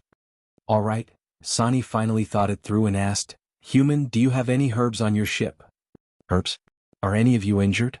Brando keenly grasped the crux of the problem. There was no lack of herbs in the sea, but the Nagas lacked alchemy skills. They must have some important person who was seriously injured, and ordinary people wouldn't use the demon whale and the mermaids. He immediately thought of the Naga Queen's illness that would happen 3 years later. He thought that it might not be an illness at all, but that she died because her injuries were too serious. The Naga Queen had the strength of an elemental awakener, so it was completely possible that her injuries dragged on for 3 years. The more Brando thought about it, the more he felt that his guess was the closest to the truth. "You're asking too much," Sani replied unhappily. "All right, let me guess. I heard that there are many rare herbs in the deep sea. Normal injuries wouldn't be a problem for you. Even though there are only some herbs on far away, I heard that the medical skills on land are much better than the kingdoms in the deep sea. I just happen to have some magical substitutes here which might be useful for you," Brando replied. "What is that?" Sani asked. Brando had already taken out a small, translucent crystal bottle. This was the most valuable gift that Amon had given to him, holy water number 1. There were only a few bottles of holy water number 1 in the first place. This was a product that even the top archbishop and alchemist of the Holy Cathedral of Fire had to put in all their effort and take months to complete. The 2 bottles in his hands might be the last samples left in the world. Brando decided to take a gamble. If the other party was really injured by the legendary queen, then this bottle of potion would be worth it. If not, then he would lose everything. But since he had already taken it out, he wouldn't be stingy. He directly threw the bottle that was worth 10,000 gold. Sani took the bottle of holy water number 1 and was a little confused. Of course, he recognized that this was the water of life. However, the Nagas had been robbing Erewhon's merchant ships for many years, so they had a lot of holy water in stock. It was not that they hadn't used these holy water before, but it was useless. The bottle of holy water in his hand was one size smaller than the average holy water, so it might be even less useful. He raised his head and was about to ask when the mermaid behind him suddenly changed her expression. She grabbed the bottle of holy water number 1 from his hand and carefully opened the cork to take a sniff. Then, as if she had been electrocuted, she immediately put the cork back. Sani saw that the witch who had followed him was trembling. He knew that something was wrong. Although the other party was a little naive, she had inherited the profound knowledge of the witches. She definitely wouldn't act like this for no reason. "What's going on?" He couldn't help but ask. If I'm not wrong, this should be holy water number 1. The mermaid's voice was trembling as she whispered. "Holy water number 1? What's that?" Sani didn't understand. "Let's put it this way. Master Sani, if the glittering sea has an owner with just this bottle of holy water, you can buy half of the glittering sea." Jenny replied with a strange expression. This time Sani was also stunned. He suddenly felt that what he had just received was not a bottle of potion, but a heavy bomb. Although it wasn't the first time he had participated in a robbery, he had never seen goods of this level of value. The Nagas were also selective when they robbed merchant ships. They would usually avoid the truly large merchant ships and royal fleets. Otherwise, the navies of the various countries around the glittering sea would not be easy to deal with. Can it be cured? Sani couldn't help but stutter. Enough. It's completely enough. We don't need that much at all. Just a little will do. The mermaid replied happily. Sani fell silent for a moment. Then he raised his head and looked at Brando. Human, are you really going to give this to us? You know we can't possibly afford this price. It's okay, Brando replied as if he didn't care. Like I said before, if we can't afford it, I can buy a share. How could he buy a share in a war? Sani felt that this human was becoming more and more mysterious. He had never seen anyone do business like this. However, he thought for a moment and asked seriously, Then may I know your name, sir? Just call me Brando. Because of what I'm doing now, it's not convenient for me to reveal my surname, Brando replied half-truthfully. I understand. Alright, I'll say it again here. I, Sani, in the name of the Grey Finns clan, declare that from today onwards, as long as the merchant ships on this sea carry your name, they will be under the protection of the Grey Finns Nagas. Any attack on these merchant ships will be seen as a provocation to the Grey Finns Nagas. We will fight back with war. Sani's resolute voice echoed on the surface of the sea. As soon as he said this, it was Captain James's turn to change his expression. Sani seemed to be repeating what he had said before, but the meaning behind it was completely different. This time, Sani's promise was obviously more formal and detailed. If what he said was true, then it meant that in the future, all of Brando's merchant ships on the Shining Sea would have almost no chance of being robbed. And as long as the Grey Finns Nagas existed, this fact would continue. As someone who made a living on the sea all year round, the young captain naturally understood the meaning behind this. One had to know that apart from the large merchant ships and the royal fleet, the probability of ordinary merchant ships being robbed on the Shining Sea was as high as 30%. Small merchants could face the situation of losing everything at any time. However, with this promise from Sani, it was almost certain that Brando's merchant fleet would be comparable to the famous merchant groups in Amberlight in the future. If Brando had the intention to do business, however, Sani looked deeply at Brando and added, Not only that, if your excellency's goods are really as effective as you say, then I promise as long as your excellency does not do anything hostile to the Grey Finns Nagas in the future, your excellency will always be a friend of our clan. What he meant was that if Brando lied about the holy water, then the previous agreement would definitely not be valid. Sani did not say anything definite. After all, he still did not believe that a strange human would promise such a huge benefit for no reason. Since the witch said that this bottle of potion was worth half of the Shining Sea, then the true value of this bottle of potion was worth half of the Shining Sea. Sani did not believe that any human would be willing to give away such a huge fortune. However, after the experiment, everything would be determined. He gestured to the other Nagas, then turned around and dived into the sea with the mermaid, leaving only a white trail on the surface of the sea. The remaining Nagas waited for the two of them to completely disappear before saying to Brando and the rest, Human friends, Lord Sani has ordered us to escort you on your journey. Brando nodded. Although it was an escort, it was actually a surveillance. However, as long as Sani could prove that the number one holy water he gave was real, then these Nagas would be hell-bent on escorting them to Amberlight. Naturally, he would be happy to have some guards for no reason. However, compared to this, he had actually been observing Sani's left shoulder. He remembered that when they first met in the future, there was a scary scar there, but he could not see it now. It must have been left in this battle. Brando originally wanted to remind Sani, but after thinking about it, he gave up. After all, for every warrior, the experience of being on the verge of death was very precious. He turned around and realized that he had done a huge favor for the Nagas. Their friendship had been established, and it was an unexpected surprise for this trip. Brando raised his head and saw that the sailors were preparing to set sail again. Captain James stood at the side and said enviously, My lord is really doing good business. To be continued. If you like this work, you are welcome to come to Chidian. Come to vote for me. Your support is my biggest motivation. You're tuning in to the Han Lee's Wuxia Chronicles YouTube channel. We're so grateful for your support, and don't forget to subscribe to join us on this incredible journey through captivating stories. Your generosity through donations truly makes a world of difference, as it's the primary source of revenue that allows me to expand and enhance this channel for you. Thank you from the bottom of my heart for being a part of this adventure.